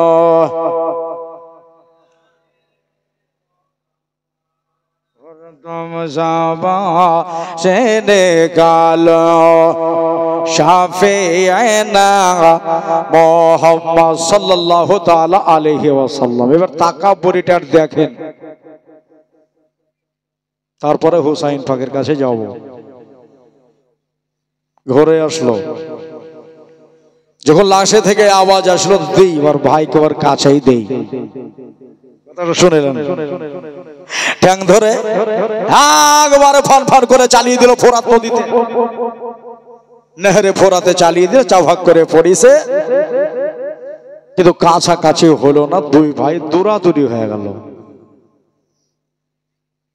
হারেস তো মনের আনন্দে টাকা পাবার উদ্দেশ্যে চলতে শুরু করলো, কিন্তু দুইটা ভাই সত্যি মনে হচ্ছে এরা জিন্দাই আছে। বলবেন একবার সুবহানাল্লাহ। যেমন মানুষ সাঁতার কাটে, জিন্দা মানুষ, ওই সাঁতার কাটতে কাটতে আস্তে আস্তে আস্তে আস্তে আস্তে করে দুই ভাই এসে জোড়া লাগে গেল। সেটি গেল বাবা, দুই ভাই জোড়া হয়ে চল। আর কদিন পরে আমার চাচা হুসাইন আসবে, আর যে ঘাটে যে ফোরাত নদীর তীরে আমার চাচা হুসাইন এসে দাও নামবে, ওই জায়গাতে চল আমরা কি ওইখানে কিনারায় ডেরা লাগাবো, ওইখানেই থাকবো। বাসতে লাগলো। আর এদিকে হারেস মাথা দুটাকে লিয়ে চলতে লাগলো। কত টাকা পাচ্ছে এবার দেখেন গিয়া। সোজা গিয়া ইবনে জিয়াদের দরবারে হাজির। কুরসিতে বসে আছে, চেয়ারে বসে আছে। হারেস গিয়ে সোজা সামনে বসে আমারে টাকা দাও। কিসের টাকা রে? ওই তুমি বলেছিলা ইমাম মুসলিমের দুই ছেলেকে যে এনে দিতে পারবে, হ্যাঁ তাকে মেলা টাকা দিও। আমি এনেছি ছেলে। ইবনে জিয়াদ বলো কই ছেলে দুটা কই? সুবহানাল্লাহ, আমার দরদি মা জননীরে 680 টাকা দিয়ে পাঠিয়েছে। আবার এবার নারা লাগাতে, নারায়ে তাকবীর, নারায়ে রিসালাত, মাসলাকে আলা হযরত। আমার মায়েদের তরফ থেকে 680 টাকা জোরে বলেন জিন্দাবাদ। সুবহানাল্লাহ। বললো আমি এনেছি ছেলে। বলে দেখা ইবনে জিয়াদ যেটা কথা দেয় ওই কথা ওঠাল করে না, ও কথা নড়চড় হয় না। ছেলে দেখাও তোমাকে আমি টাকা দিয়ে দেব। দেবা তো? বলে হ্যাঁ। দেখো দিবা তো? বলে হ্যাঁ।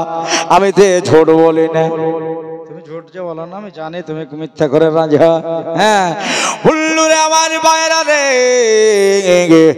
এবার ওই গামছা খুলে আমার লালে মুসলে ভাতিজায় ইমাম হুসাইনের মাথা দেখাচ্ছে।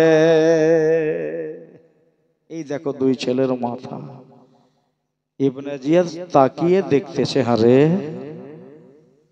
এটা কেন করলে? এখন মানুষের লজ্জার খাতিরে কি মানুষে তাকে থুথু দেবে তাই বলে কথাটা বলছে, হারে তুই এটা কেন করলে? বাচ্চা ছেলেকে দেখে তোর মায়া লাগেনি? বাচ্চা ছেলে দেখে কি তোর দয়া লাগেনি? কেন তুই ছেলে দুটাকে কাটলে? ওই যে সাইন পড়ে লেখা আছে যে ইমাম মুসলিমের ছেলে দুটাকে যে এনে দিতে পারবে, কাটার কথা লেখা নাই, এনে দিতে পারবে তাকে অনেক টাকায় আমি পুরস্কার দেব। আর তুই ছেলে দুটোকে মারলি, মারার টাইমে তোকে দয়া লাগেনি, মায়া লাগেনি? আরে শোন, এই জিনিসটা আমি পছন্দ করলাম না। ছেলে দুটাকে তুই মেরেছিস, এখন তোকেও মারা হবে। জোরে বলেন মারহাবা, জোরে বলেন মারহাবা। যেমন করে এদের কেটেছিস তোকেও কাটা হবে। আরে বলছে টাকা নেব না, এমনি ছেড়ে দাও, 1 টাকাও লাগবে না। বললো ইবনে জিয়াদ যেটা বলে ওটা এদিক ওদিক হয় না। বসি রে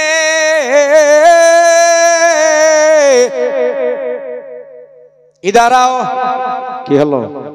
এই হারেসকে নিয়ে যা, যে জায়গায় আলে মুস্তফাকে কেটেছে, যে জায়গায় মাসুম দুটাকে মেরেছে, ওই জায়গাতে নিয়ে গিয়ে কেউ জবাই করো। হারেস জোড়হাত করে কাঁদতে লাগলো, জাহাপানা আমাকে ক্ষমা করে দেন, মাফ করে দেন, এরকম ভুল আর করবো না। বলল এইরকম জোড়হাত করে ছেলে দুটাও তোমাকে বলেছিল, ছাড়োনি, তোমার বিবিকেও পর্যন্ত তুমি ছাড়োনি, জগৎ ছেড়ে তুমি বিদায় করে দিয়েছ। সুবহানাল্লাহ। ওই যে দিল হাজী সাহেব নাকারানি, উনি দিয়ে দিলেন লগন। জোড়হাত করা মানল না। আমাদের দেশে একটা প্রবাদ বাক্য আছে, যে যাতে রত সেই তাতে গত। বলে না, যে যাতে রত সে তাতেই গত, চালিয়ে যা। এই ছেলে দুটার যেখানে খুন আছে, রক্ত পড়ে আছে, ওই জায়গায় নিয়ে গিয়ে হারেসকেও জনমের মতো বিদায় করে দেয়া। গলায় ফান্দা পড়ে গেল, গলায় পেরিয়া পড়ে গেল, টানতে টানতে নিয়ে যাবে। ইবনে জিয়াদ বলল, যাওয়ার আগে একটা কথা শুনে যা, শুনে জানে এ মাথা দুটাকেও সঙ্গে নিয়ে যা, ছুঁচ ধাগা নিয়ে যা, গলায় গলার সাথে সেলাই করে দিবা, কুদল নিয়ে যাও, বাঁশ নিয়ে যাও, কিছু মানুষ যাও, দুটা কবর বানাবা, কবর বানিয়ে ওদের মাথার সাথে দেহ জোড়া দিয়া আর আমার রাহিবের নামে সঁপে দিও। ওই কবর দিও, মাটি দিয়ে এসো, ঠিক আছে? আর হারেসকে জবাই করে ওখানে রেখে দিও, ওর জানে কবর না হয়, ওরে যেন কবর না হয়, আমাকে মাটি দিও না। টানতে লাগলো, টানতে টানতে নিয়ে গেল ফোরাত নদীর তীরে। এখনো ছেলে দুটা রক্ত কালো হয়নি, জমে যায়নি, এখনো তাজা কোন সুন্দর হয়ে লাল হয়ে জমে আছে। বন্ধু গো, ভাইয়েরা গো, বললো হারেস রে, ছেলে দুটাকে তো কই দেখলাম না, মাথা মোদের হাতে, কিন্তু ছেলে দুটার লাশ কোথায়? হারেস বলল, আমি এখান করেই ফেলেছিলাম। পানিতে ফেলেছিল, তারা তাদেরকে বোধহয় কেউ তুলে নিয়ে পালিয়ে গেছে। তবে দেখি আপনার ওই ফোরাত নদের তীরে ধীরে ধীরে ধীরে হাঁটতে হাঁটতে চলে যাচ্ছে। যেতে যেতে দেখতেছেন ওই জায়গায়, যে জায়গায় ইমাম হুসাইন এসে নামবে, ওই জায়গায় দুটা ছেলে দাঁড়িয়ে রয়েছে।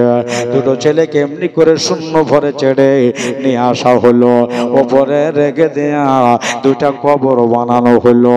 সুন্দর করে কবর বানিয়ে আপনার দুই ছেলের মাথাকে আপনার ধরের সাথে সেলাই করে দেওয়া হলো। সেলাই করে দেয়া সুবহানাল্লাহ, দুই কবর বানানো হয়েছে।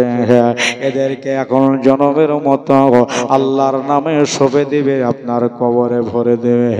কিন্তু কাপড় নিয়ে এসেছে, এদের শরীরে কাফন পরানো হবে, কিন্তু জোরে জোরে এমনি করে টানতেছে। এসা জোরে টানলো, এত জোরে টানলো, কিন্তু আপনার লাশ ছোটে না,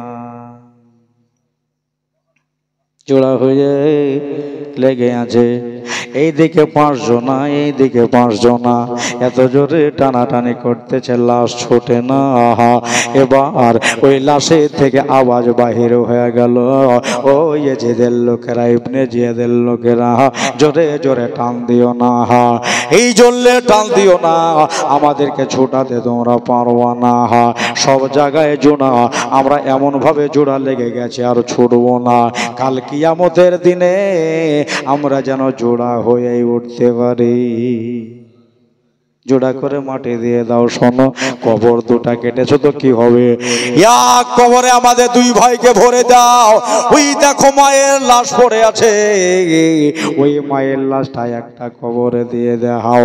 কিয়ামত পর্যন্ত ওই মালেকা আমাদের কবরের কাছে শুয়ে থাকবে। কিয়ামতের দিনে একসাথে আমাদের সাথে মহশরের মাঠে উঠবে রে। ওই মা আমাদের মার মতো ভালোবেসেছে। সুবহানাল্লাহ, মেয়েটা আমাদের সাথে জান্নাতে যাবে, আমাদের সাথে আল্লাহর জান্নাত যাবে। বন্ধু বন্ধু রে, আমার ভাইরা তাই করলো, মাটি দিয়ে দিল একটা কবরে জোড়া করে দুই ভাইকে, একটা কবরে মালেকাকে ভরে দিল, মাটি দিয়ে তারা চলে গেল। হারেস পড়ে রইল, ওই হারেসের গোশত কোনো শিয়ালেও খায়নি। হারেসের গোশত কুকুর গিয়ে শুনতে চায়, এত পাপি, এর গোশ খাবো না। পিপিলিকা গিয়ে শুনছে আর ঘুরে পালিয়ে আসছে। বন্ধুরে, এই পাপির গোশত আমাদের খাওয়া হবে না, এই পাপির গোশত আমরা খাবো না। ওই জায়গাতে পচে পচে পচে পচে পচে পচে হাড্ডিগুলা বাহির হয়ে গেছিল। একে মাটিও দেয়নি, কুকুরে খাইনি, শিরগালে খাইনি, কিছুতেই খাইনি, পিঁপড়াতেও খাইনি। আমার দোস্ত বুজুর্গরে আমার, দেখেন 3 জনা শহীদ হলো।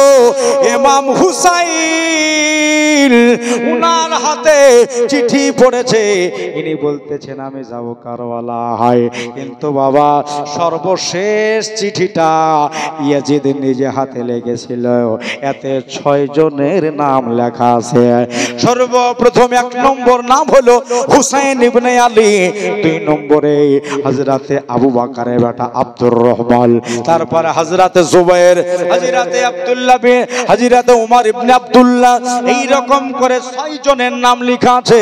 ইয়াজিদ বলছে তোমরা যত তাড়াতাড়ি পারো আমার এই মুলকের সামনে এসে আমাকে ইমাম বলে মানো।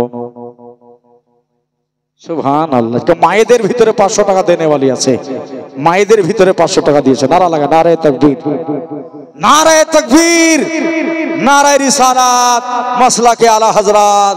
আমার মা 500 টাকার দাতা, জিন্দাবাদ। সুবহানাল্লাহ। তো ইমাম আলী মাকাম, এবার ইমাম হুসাইন কারবালাতে আসছে।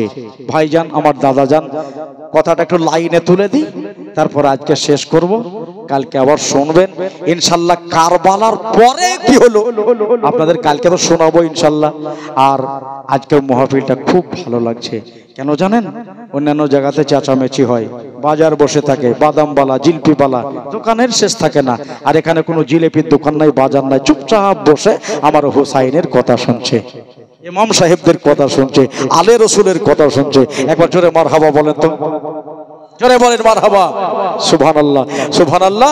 আমার দাদারা, দিদিরা, মা বোনেরা, আজ ইমাম আলী মাকাম ইমাম হুসাইন রাদিয়াল্লাহু তাআলা আনহুর শেষ চিঠি, 181 খানা চিঠি এর আগে এসেছে, খুতবাতে মুহররমিতে লিখতেছে শেষ যে চিঠিটা যাচ্ছে এই চিঠিটা দিয়ে 182 খানা চিঠি হচ্ছে। চিঠিখানা গিয়ে পড়লো মদিনার গভর্নর ওয়ালিদের হাতে। ওয়ালিদ দেখতেছে লেফাফার উপরে ইমাম হুসাইন লেখা আছে, তার মানে চিঠিটা দিয়েছে ইয়াজিদ হুসাইনকে। আচ্ছা, আমি তো বাদশাহ, এদেশের গভর্নর, আমার বাড়িতে ইমাম হোসেন এমনি আসে না, চিঠির বাহানাতে ডেকে পাঠাই।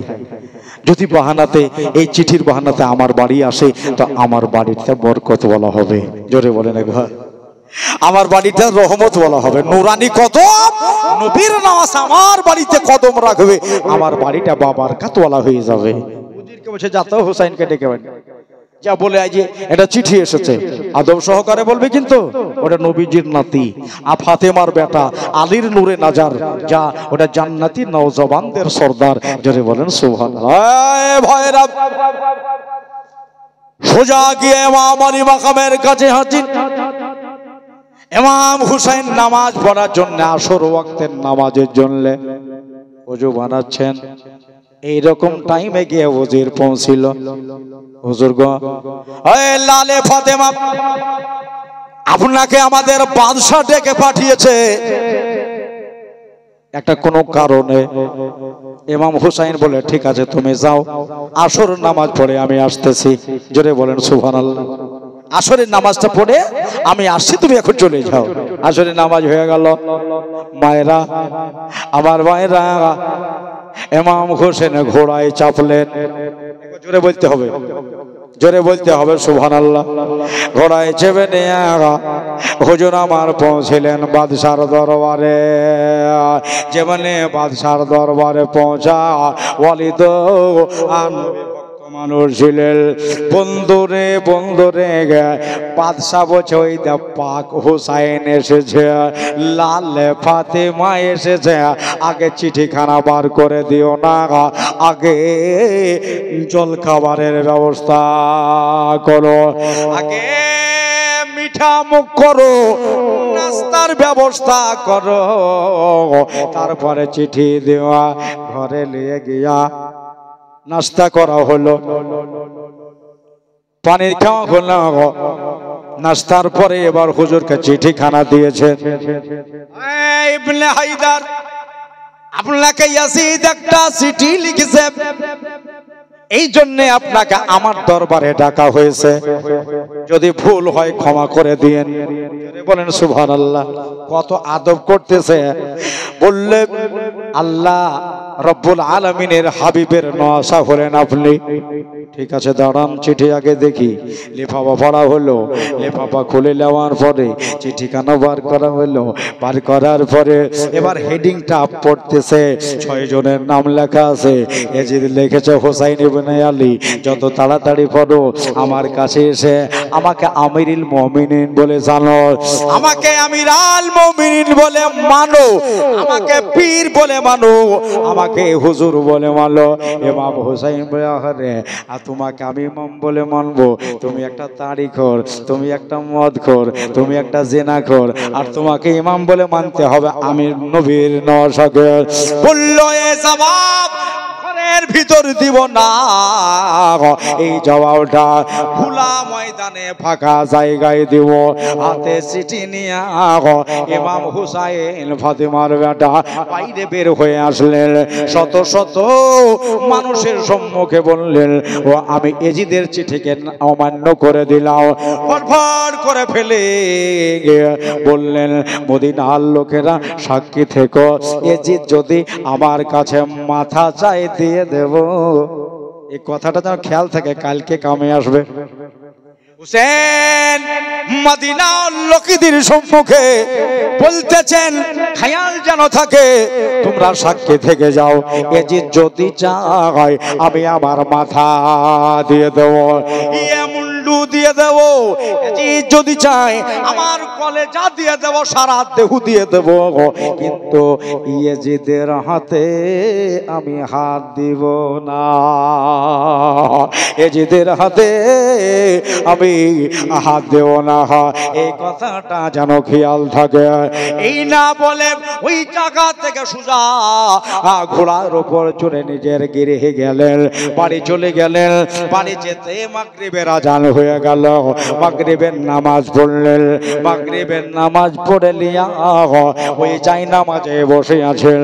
এশার আজান হয়ে গেল, এশার নামাজ পড়ে নিলে, এশার নামাজে পড়ে লিয়া মনটাকে বোঝাইতেছে, মন রে মন, এবার যদি আমার কথাটা ইয়েজিদের কানে তো অবশ্যই পৌঁছাবে। হুসাইন চিঠি অমান্য করেছে, ইয়েজিদের খেলাফ হয়েছে, ইয়েজিদের কথাকে বাদ দিয়েছে।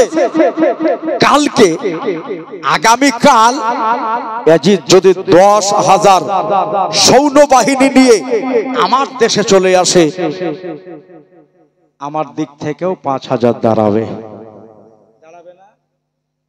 ওর দল থেকে যদি 10,000 দাঁড়ায়, আমার দিক থেকে 5,000, আর হোসাইনের দিক থেকে 5,000 দাঁড়া মানে জেনে নাও 50,000 দাঁড়া।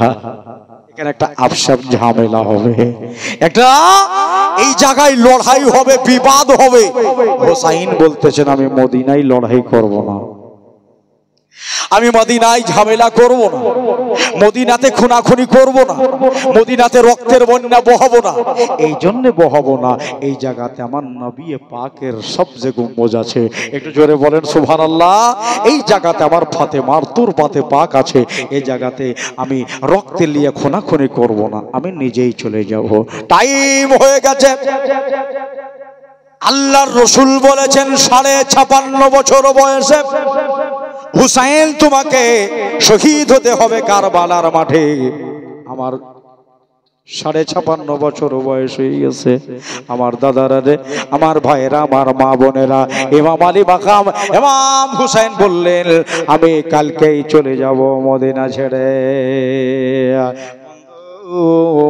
আমার দাদারা, আমার দিদিরা গো, তাই নিয়াত করলেন আর দেরি নয়, ঝগড়া নাই, ঝামেলা নাই, ইমতিহান দেওয়ার জন্য চলে যাব, পরীক্ষা দেওয়ার জন্য চলে যাব, আর শহীদ হওয়ার জন্য চলে যাব, আর দ্বীন ইসলাম প্রচারের জন্য যাব, হক ও বাতিলের ফায়সালা দেওয়ার জন্য যাব। ওই জায়গায় तमाम পৃথিবীর মুসলমানের ইসলামী ঝান্ডা উত্তোলনের জন্য যাব। ভাইয়া রে, আমার দাদার, আমার মা বোনেরা গো, যদি চলে যায় নবীজির রওজা ছেড়ে চলে যেতে হবে, তা না করে রাতের বেলায় যাই একবার আমার নবীজির রওজা জিয়ারত করে আসি। জোরে বলেন সুবহানাল্লাহ।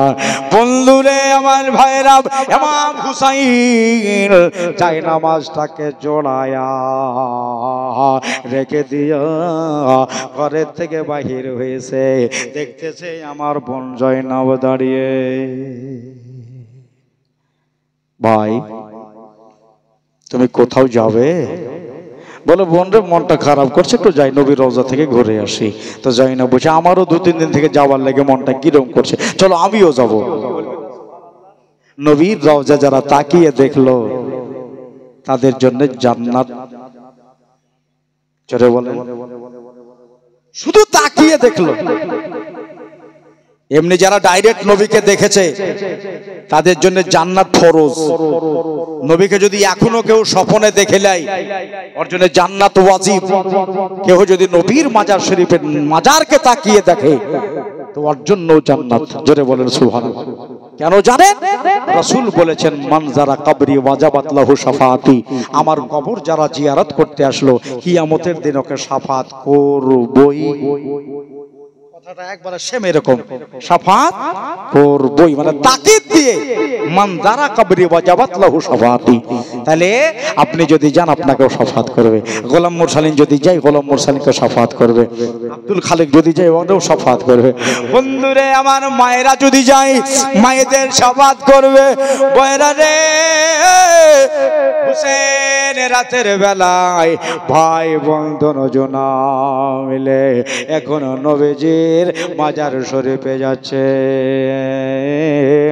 বলে 6 মাসের বাচ্চা লিয়া ইরান দেশের শেহজাদি ইরান দেশের বাদশার বেটি আগে ছিল শাহরওয়ান নাম হুসাইনের সাথে বিবাহের পরে নাম হলো শাহরে বানু এই শাহরে বানু বোঝা আমিও যাব জোরে বলে আমিও রাসূলুল্লাহর দরবারে যাব তাহলে 4 জন হলো ওই দেখো নিজের বড় ভাইয়ের বেটা ইমাম কাসেম বললেন চাচা আমিও নবীজির দরবারে যাব সগরা সাকিনা 2 বোনে ঘাট ধরে বলতেছেন আব্বা আমিও নবীজির রওজায় যাব আজ রাতে ইমাম আলী আকবর বলেন আমিও নবীজির রওজায় যাব এক কথায় রাতের বেলায় একটা ছোট্ট কাফেলা হয়ে গেল সবাইকে নিয়ে আমার ইমাম হুসাইন যাচ্ছে নবীজির রওজায় দেখা করতে আজকে শেষ দেখা নবীজির রওজায় দেখতে যাচ্ছে চলে যায় রাতের বেলা যেতে যেতে যেতে যেতে সুবহানাল্লাহ রাত 10:30টার দিকে বাড়ি থেকে বের হয়েছে পৌঁছালেন নবীজির রওজাতে আল্লাহর নবী রওজা পায়ের দিকে দাঁড়িয়ে হোসেন এমনি করে ধরেছেন রওজার জালে নানা গো তোমার আদরের নাতি এসেছে গো নানা কাল সকাল বেলাতে আমি এই মদিনা ছেড়ে কুফায় চলে যাচ্ছি নানা গো 3 দিন বয়সে আমারে কোলে নিয়ে বলেছিলে হোসেন তোমার 56 বছর বয়স হলে মুহররমের 10 তারিখে কারবালায় জান দিতে হবে ওই নানা টাইম আমার হয়ে গেছে সময় হয়ে গেছে আমারে বিদায় দেন ক্ষমা করে দেন নানার মাজার থেকে কোনো আওয়াজ আসলো না হুসাইন বলতেছেন না আমি সেই আদরের দুলাল হোসেন আপনি নামাজ পড়তেছিলেন নামাজ পড়া অবস্থায় আমি আপনার ঘাড়ে চড়ে নিয়েছিলাম নানা আমি পড়ে যাব বলে সেজদা লম্বা করে দিয়েছিলেন সেই আদরের দুলাল হুসাইন এসেছে নানা গো আমাদের জন্য কুয়াতে পানি উঠাতে গেলেন লালা আমাদের জন্য কুয়াতে পানি উঠাতে গেলেন সেই আদরের দুলাল হোসেন এসেছে নানা রাতের বেলায় মাজার থেকে আওয়াজ হয়ে গেল ও হুসাইন শোনো আমি তোমার নানা আমি তোমার বিদায় জানাচ্ছি যাও খুশখেসাল যাও হাসি খুশি ভাবে যাও শহীদ হবা হাসতে হাসতে তবে একটা জিনিস শোনো হোসেন আগেই বলে দিই এখানে তো তুমি আর আমি চারিদিকে আমার আহলে বায়াতের মেয়েরা ছেলেরা দাঁড়িয়ে আছে কান্না খাড়া করে শোনো হোসেন তুমি যখন শহীদ হবা তোমাকে 3 থেকে 4 দিন ধরে তারা অনাহারে রেখে দেবে দানা দিবে না হোসেন তোমারে পানি দিবে না সবর এখতিয়ার করবা পানি দিল না তো কি হবে আমি তোমার নানা 10ই মুহররমুল হারাম 1 গ্লাস হাউজে কাউসারের পানি লিয়া দাঁড়িয়ে থাকবো আমি তোমার ওই শুকনা গলাটাকে কাউসারের পানি দিয়ে আমি ভিজিয়ে দেব নানার মাজারে চুম্মা দিয়া রাতের বেলাতে ইমাম হুসাইন পাক রাদিয়াল্লাহু তাআলা আনহু সবাইকে নিয়ে নানা রওজায় চুমা দিয়া চললেন চলো বাড়ি চলো সাকিনা আগে চলো শুকরা আগে চলো জাইনাব রে বোন তুমি আমার আগে চলো শেরে বারু রে চলো আমার আগে চলো কাসেম আগে চলো আব্বাস আগে চলো মোহাম্মদ আগে চলো সবকে আগে করে নিয়ে হুসেন বলছে তোদের নিগরানি আজকে আমি শেষ করা করব আজকে দেখি আমার জয়নাবকে আগে নিয়ে কেমন লাগে আজকে দেখি আমার মেয়েদের ছেলেদের নিয়ে আগে কেমন লাগে চলে যায় খাকে কারবালা একটা কথা লেখা আছে ইমাম হুসাইন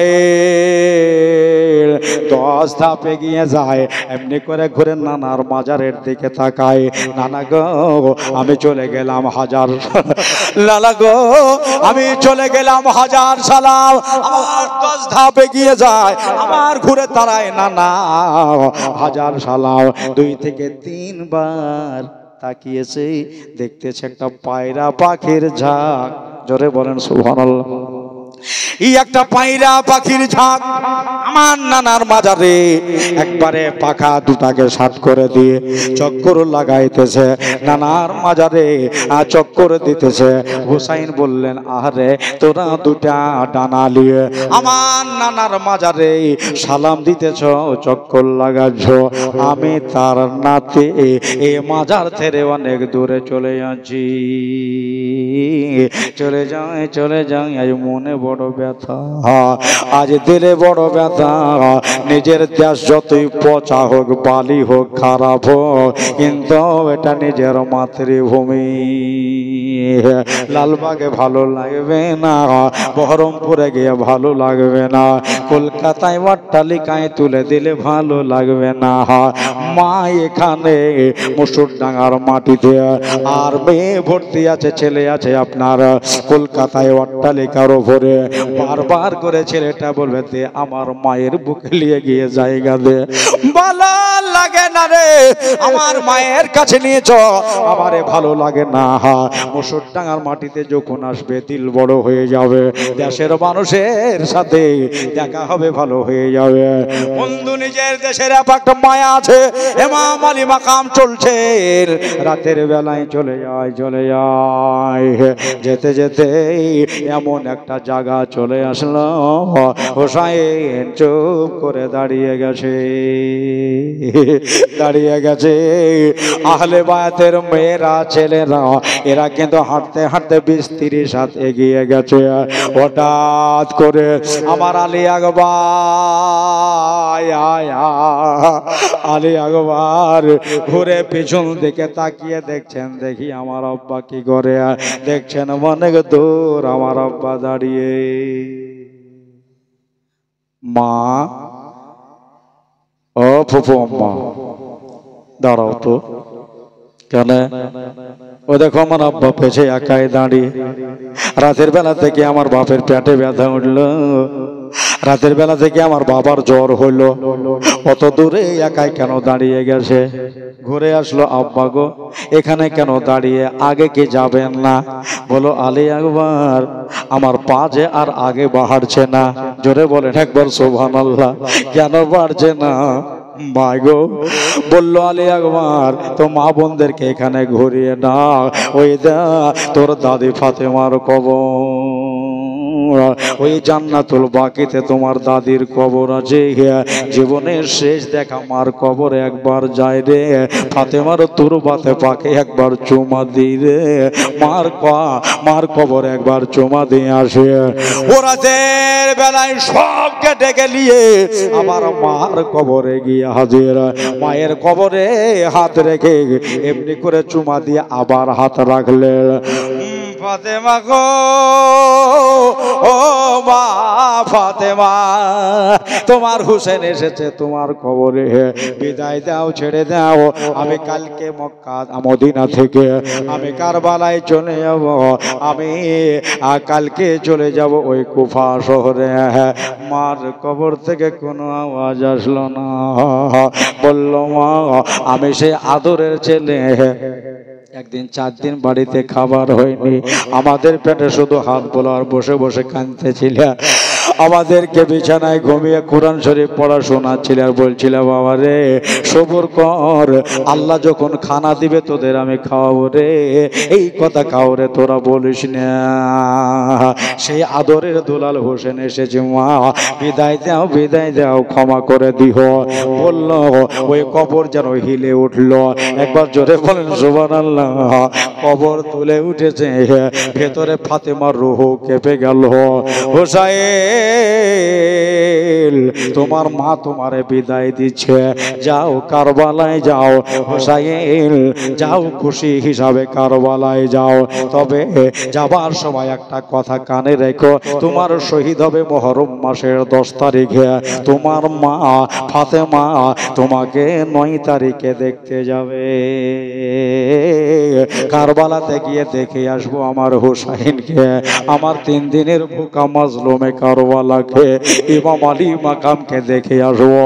হুসেন বললেন আল্লাহ গো আমার মা জিন্দা, আমাকে কারবালায় 9 তারিখে দেখতে যাবে, আমি 9 তারিখে আমি একটু ফলো করে থাকবো। বন্ধু গো মার রওজা তাহারে চুম্মা দিয়ে লিয়া রাতের বেলায় বাড়ি গিয়ে আজ রাতে ঘুম আসে না, রাত্রি আপনার পোহায়া গেল। ফজরের নামাজ পড়ে নেয়া ইমাম হুসাইন রাদিয়াল্লাহু তাআলা আনহু যাই নামাজ পাঠিতে মুরাকাবায় আছেন, তাসবিহ তাহলিল করে লিয়া ইমাম হুসাইন বললেন আজকে আমি চলে যাব কুফা দেশে, দেখি কেউ বাড়ি থেকে আসে কিনা।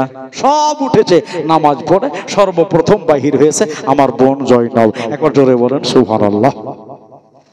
জয়নবকে আমি বললাম বোন আমাকে তো কুফা দেশের মানুষ ডাকছে, বারবার করে ডাকছে, 182 খানা চিঠি দিয়ে ডাকছে, তো ওই দেশে আমি আজকে যাব ইসলাম প্রচারে। বোন রে আমার ব্যাগটা একটু রেডি করে দাও না। জয়নব বলছে কি কি দেব? বলে ব্যাগের ভিতরে সর্বপ্রথম নবীর পাগড়িটা রেখো। আর কি দেব? বলে দেখো গা ঘরের ভিতরে একটা ফাতেমার দুপাট্টা ভাঁজ করা আছে, সময় সময় আমার মা ওই দুপাট্টাটা পেতে তাহাজ্জুদের নামাজ পড়তেন। জোরে বলেন সুবহানাল্লাহ। তো ওই দুপাট্টাটাও ভরে দিও। শোনো আমার 2টা জামা, 2টা গেঞ্জি, 2টা রহমান এমনি করে ভরে দিয়ে ব্যাগটা নিয়ে আসো। সব রেডি করলেন, রেডি করে ব্যাগটা নিয়ে এসে ভাইয়ের কাছে জমা দিলেন। আর কিছু দেব ভাই? বলে বোন রে আমার বিদেশ জায়গা যাব, তো আমার বাবা হযরত আলীর তালোয়ারটা সাইফুল্লাহটা আমাকে দাও। হ্যাঁ, কেননা তালোয়ার হাতে থাকলে একটা সাহস থাকে আলাদা, যে আসুক না কেন ঝাপটা দিতে, আগে পেছে ডাহিনে বাইরে কেউ না থাকলে অন্তত বলবে যে তার হাতে একটা হাতিয়ার আছে। তো বললো যে তালোয়ারটা দাও। আচ্ছা ঠিক আছে তালোয়ারটা দিলাম। বোন সবই যখন দিলে আর একটা জিনিস তোমার কাছ থেকে নেব, তারপর আমি এখান থেকে চলে যাব কুফায়। কি লাগবে? বলছে বোন কিছু খাবার আছে। জোরে বলেন একবার, আর একটু জোরে বলেন সুবহানাল্লাহ। খাবার সেটা তো আমার হাতে। তাহলে ভাবি সাহেবাকে জিজ্ঞাসা করি, শেহেরবানুকে জিজ্ঞাসা করলো ভাবি কিছু খাবার আছে, আমার ভাই কুফা দেশে ইসলাম প্রচারের জন্য যাচ্ছে। তো শেহেরবানু বলতেছেন পরশু দিনের 3টা রুটি বেঁচে গেছে, 3টা রুটি আছে। জোরে বলে, এখন তো সকালে কিছু খাবার করার নাই, তো পরশু দিনের 3খানা শুকনো রুটি একবারে শুকিয়ে কড়মড়ি হয়ে গেছে। তোমার ভাইকে জিজ্ঞাসা করো, যদি লাই তাহলে ওটাই দিতে হবে। ভাইকে জিজ্ঞাসা করলো ভাই পরশু দিনের 3টা রুটি আছে নেবা? হযরতে হুসাইন বলেন ওই 3খানা রুটি ব্যাগে ভরে দাও। ক্ষুধার তাড়নায় শুকনো রুটিও ভালো লাগে, পানিতে ভিজিয়ে দেব, নরম হবে, লবণ দিয়ে মেখে খেয়ে নেবো, পেট ভরে যাবে। 3খানা রুটি ভরে দাও। ভাই হুসাইন মদিনা ছেড়ে দিচ্ছে। ভাইয়েরা আমার দাদারা আমার মা বোনেরা গো, পাক হুসাইন বললেন বোন আমি এখন বেরিয়ে যাব, একটা ঘোড়া এনে দাও, ওই ঘোড়ায় চড়ে আমি কুফা দেশে যাব। ঠিক আছে দাঁড়াও ভাই। ওই যে ঘোড়া আনতে গেল লাগবে 5 মিনিট, কিন্তু 15 মিনিট থেকে 20 মিনিট হয়ে গেল, এখনো জয়নবা ঘোড়ায় আনছে না। 20 মিনিট 25 মিনিট পরে দেখা গেল একটা নয় 2টা ঘোড়া নিয়ে আসতেছে। জোরে বলেন কটা ঘোড়া নিয়ে আসছে? 2টো। হযরতে হুসাইন বলতেছেন বোন এত দেরি করলে, আর আমি 2টা ঘোড়া কি করবো, একটাতেই যাবো। জয়না বলছে ভাই গো তুমি ভাবতেছো আমি কিছু জানি না, ভেতরের খবর লেনে वाली মা। ও ভাই শোনো, তুমিও ফাতেমার বেটা, আমিও ফাতেমার বেটি। তোমার দেখে আলীর খুন আছে, আমার দেখেও আলী মুর্তজার রক্ত আছে। শোনো ভাই, তুমি যে জায়গায় যাচ্ছ ওই জায়গাতে গেলে আর জীবনে কোনোদিন ঘুরে আসতে পারবা না। তবে এই জন্য আমি একটু লেট হইলো, ক্ষমা দিয়া দিও। আর তুমি যে যাচ্ছ আমি তোমার সাথে যাওয়ার জন্য এই যে রেডি হতে দেরি হলো, আমি তোমার সাথে যাব। তুমি একটা ঘোড়ায়, আমিও একটা ঘোড়ায়, দুইজন মিলে যাব। আমার ভাইরা, আমার দাদারা, বন্ধুরে বন্ধুরে, এই দেখেন হাজিরাতে হোসেন বলে বোন তুমি বুঝে গেছো। বলল ভাই তুমি যখন শহীদ হয়ে যাবা কারবালার মাঠে, তোমার লাশটা ধরে কাঁদবে কে? তোমার লাশ ধরে কাঁদার জন্য যাও, সারা রাত ধরে তোমার লাশের কাছে পাহারা দিব, এই ওয়াদা আমি করলাম। ওই দেখেন দুটা ঘোড়া সেজে গেল, এখন ভাই আর বোন মিলে দুজনাই কুফা দেশে যাবে। ভাই গো আমিও যাব, বলেন সুবহানাল্লাহ। জি, কাসেম বলছে আমিও যাব, আব্বাস বলছে আমিও যাব, আউনে মোহাম্মদ বলছে আমিও যাব, সব মিলে যাবে। রাতের বেলায় যারা যারা গেছিল নবীর রওজা জিয়ারতে, তারাই এখন হুসাইন পাকের সাথে যাবে। ঠিক আছে, এক্সট্রার মানুষ কিছু বেড়ে গেল, লাইন হয়ে গেল, উট দাঁড়িয়েছে, ঘোড়া দাঁড় করে দিয়েছে, সওয়াল হয়ে গেল। ইমাম হুসাইন একটাই শুধু মেয়েকে নিয়ে যায়নি, যার নাম হলো সগরা। সগরার শরীরে বড় জ্বর, এত জ্বর মাথা গরম হয়ে যাচ্ছে, দেহ গরম হয়ে যাচ্ছে। এই জন্য বলো বেটি রে আমার, তুমি আমাদের সাথে যেও না। সময় সময় নবীজির রওজা তাহারে গিয়ে তুমি জিয়ারত করবা, আজকে আমাদের সাথে যেও না। বলে আব্বা একাই থাকবো কি করে, যদি ঘোড়ায় না বুঝে, উঠে না বুঝে, আলী আসগারের ঘোড়ার পেছন পেছন দৌড়াতে দৌড়াতে যাব। ভাইয়ের সাথে বাবার সাথে আনন্দ লাগবে যেতে, তাই দৌড়াতে দৌড়াতে যাব। বললো বেটি তোরে নিয়ে যাব না, তুমি থেকে যাও। বললো ভাইরা আলী আকবর কোথায়? হাজিরাতে আলী আকবরকে ডেকে বলল বাবা যাওয়ার মাথায় হাত দিয়ে ওয়াদা কর যে সগরা রে, তোকে এসে আমি 1 মাস পরে নিয়ে যাব। সগরার মাথায় হাত দিয়ে আলী আকবর ওয়াদা করলো, বোন কান্দিস না, তোরে এসে আমি পরে নিয়ে যাব 1 মাস পরে। সগরা কা তর্ক করবে নাকি, দরজায় দাঁড়িয়ে গেল। ও দেখো একটা বয়স্কা মেয়ে, হাতে লাঠি না হলে চলতে পারে না। ওই মেয়েটা ইয়া ইবনে আলী, ইয়া ইবনে আলী, ইয়া ইবনে আলী করছে আর দৌড়াচ্ছে। বয়স্কা মেয়ে। ইমাম হোসেন দাঁড়িয়ে গেলেন, দেখি মেয়েটাকে। মেয়েটা কাছে আসলো, কাছে আসার পরে বলতেছেন মাগো তুমি কে? বলে আমার বাড়ি তুর্কিস্তানে ছিল, এখন মদিনার বাসিন্দা। আমি হলাম আব্দুল ওহাব মের মা। সুবহানাল্লাহ বলেন। আমি আব্দুল ওহাব কালবির মা। হুজুর 5 মিনিট দাঁড়ান, ওয়েট করেন, অপেক্ষা করেন। কেন? আমার বেটাও আপনার সাথে যাবে, কিন্তু আমার বৌমার সাথে টুকঝুক লেগে গেছে। কথাটা কান দিয়া শুনবেন। 15 দিনের বিবাহিতা স্ত্রীর সাথে টুকঝুক লেগে গেছে। হুসাইন বললেন কিসের জন্য টুকঝুক? বলতেছে আমার বৌমা বসে যাব, বেটাও বসে যাব, কিন্তু বৌমাকে নিয়ে যেতে চাচ্ছে না।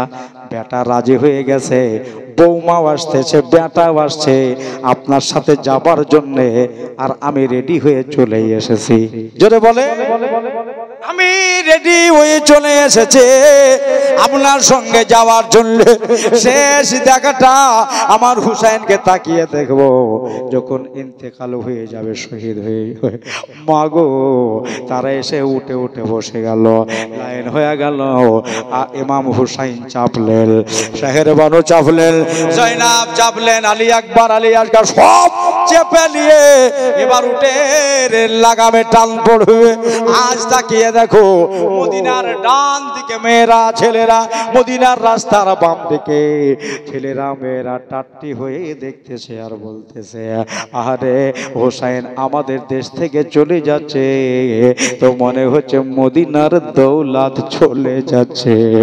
হোসাইন চলে যাচ্ছে, মদিনার ঈমান চলে যাচ্ছে, হোসাইন চলে যাচ্ছে, মদিনার খুশি চলে যাচ্ছে, আমাদ চলে যাচ্ছে। সব তাকিয়ে তাকিয়ে দেখতে লাগলো। মায়েরা সালাম জানায়, ভাইরা সালাম জানায়, বন্ধুরে বন্ধুরে লাগাবে টান পড়ে গেল। ও ঠাটতে শুরু করলো, মদিনা ছেড়ে শেষ চলে যাওয়া যাচ্ছে আমার হোসাইন। 20 ধাপ এগিয়ে গেছে। শাহেরবানু বলতেছে, দেখি আমার মেয়েটা কি করছে। এমনি করে তাকিয়ে যদি দেখছে সুগরা ধপ করে পড়ে অজ্ঞান হয়ে গেছে, দরজা থেকে পড়ে গেছে। বলল, দাঁড়াও গো। মা জননী নিচে নেমে গেল, সুগরার কাছে গেল, মাথাখানে হাত বোলালো। মায়ের দস্তে সফকাত যেমনি মেয়ের মাথায় পড়া, মনে হলো অর্ধ জ্বর ভালো হয়ে গেছে। মা দুয়াসা, যা বাড়ি যা, আল্লাহ তোর ভালো করবে। আবার উটের ওপর চড়ে এবার লাইনে টান পড়ে গেল। আল্লাহুম্মা পড়েন, সাল্লি আলা সাইয়্যিদিনা মাওলানা মুহাম্মাদ ওয়া আলা আলি সাইয়্যিদিনা মুহাম্মাদ, সাল্লি আলা মোহাম্মদ, সাল্লি আলা মোহাম্মদ। হরদম ज़ुबान से निकालो पाक नामे मोहम्मद, हरदम ज़ुबान से निकालो शफीअना मोहम्मद सल्लल्लाहु अलैहि वसल्लम। आयात पढ़েছিলাম, ওয়ালা তাকুলু লিমান ইউকতালু ফি সাবিলিল্লাহি আমওয়াত বাল আহইয়াউ ওয়ালাকিন লা তাশউরুন। যারা আল্লাহর রাহে শহীদ হয়, খোদার রাহে জান দেয়, জীবন দেয়, ওরাকে মরা বলো না, ওরা জিন্দা থাকে। আর এমন ভাবে জিন্দা থাকে দুনিয়ার মানুষের বোঝার শহর নাই। দোস্ত বুজুর্গ, আমার দাদারা, আমার ভাইরা, শুধু জিন্দাই লয়, আল্লাহ তাদেরকে রিজিক দেয়। এই ইমাম আলী মাকাম, ইমাম হুসাইন, দিন দুনিয়া দুটাকেই বাঁচিয়ে গেছে। জোরে বলেন সুবহানাল্লাহ। হক ও বাতিলের ফায়সালা দেওয়ার জন্য মদিনা থেকে রওনা। জি, কোনটা সঠিক আর কোনটা বেঠিক মানুষকে বোঝাবার জন্য মদিনা থেকে রওনা। ইমাম আলী মাকাম আজ ইসলামী পরচমকে, ইসলামী ঝান্ডাকে উপরে উত্তোলন করার জন্য আজ যাচ্ছে। আজ দেখো ইমতিহানের জন্য যাচ্ছে, পরীক্ষা দেওয়ার জন্য যাচ্ছে, দুনিয়াকে সতর্ক বার্তা দেওয়ার জন্য যাচ্ছে যে ঈমান লুটার জন্য একটা দল আছে, ওরাও মুসলমান, তোমার ঈমান কেড়ে নেবে। কিন্তু এক জায়গাতে থাকিও, যদি চান দিতে হয় দেব, লেকিন বাতিলের সামনে আমি মাথা ঝোঁকাবো না। জোরে বলেন সুবহানাল্লাহ। এই হুসাইন বার্তাটা দিয়েছিলেন। লাইন চলতে লাগলো, আস্তে আস্তে এরা হাঁটুক, ইনশাআল্লাহ আজিজ কালকে কারবালায় পৌঁছাবে। কারবালার ঘটনা, কারবালার পরের ঘটনা ইনশাআল্লাহ আপনারা শুনবেন।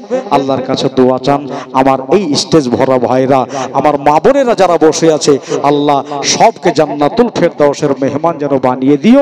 জোরে বলেন আল্লাহুম্মা আমিন। সেই মহা সংকটে আল্লাহর নিকটে রহমতি চাঁদবার তলে আমার সকল সুন্নি ভাইয়েরা মায়েরা যেন জায়গা পায়। জোরে বলেন আল্লাহুম্মা আমিন। ওয়া दावाना अनिल हम्दुलिल्लाहि रब्बिल आलमीन।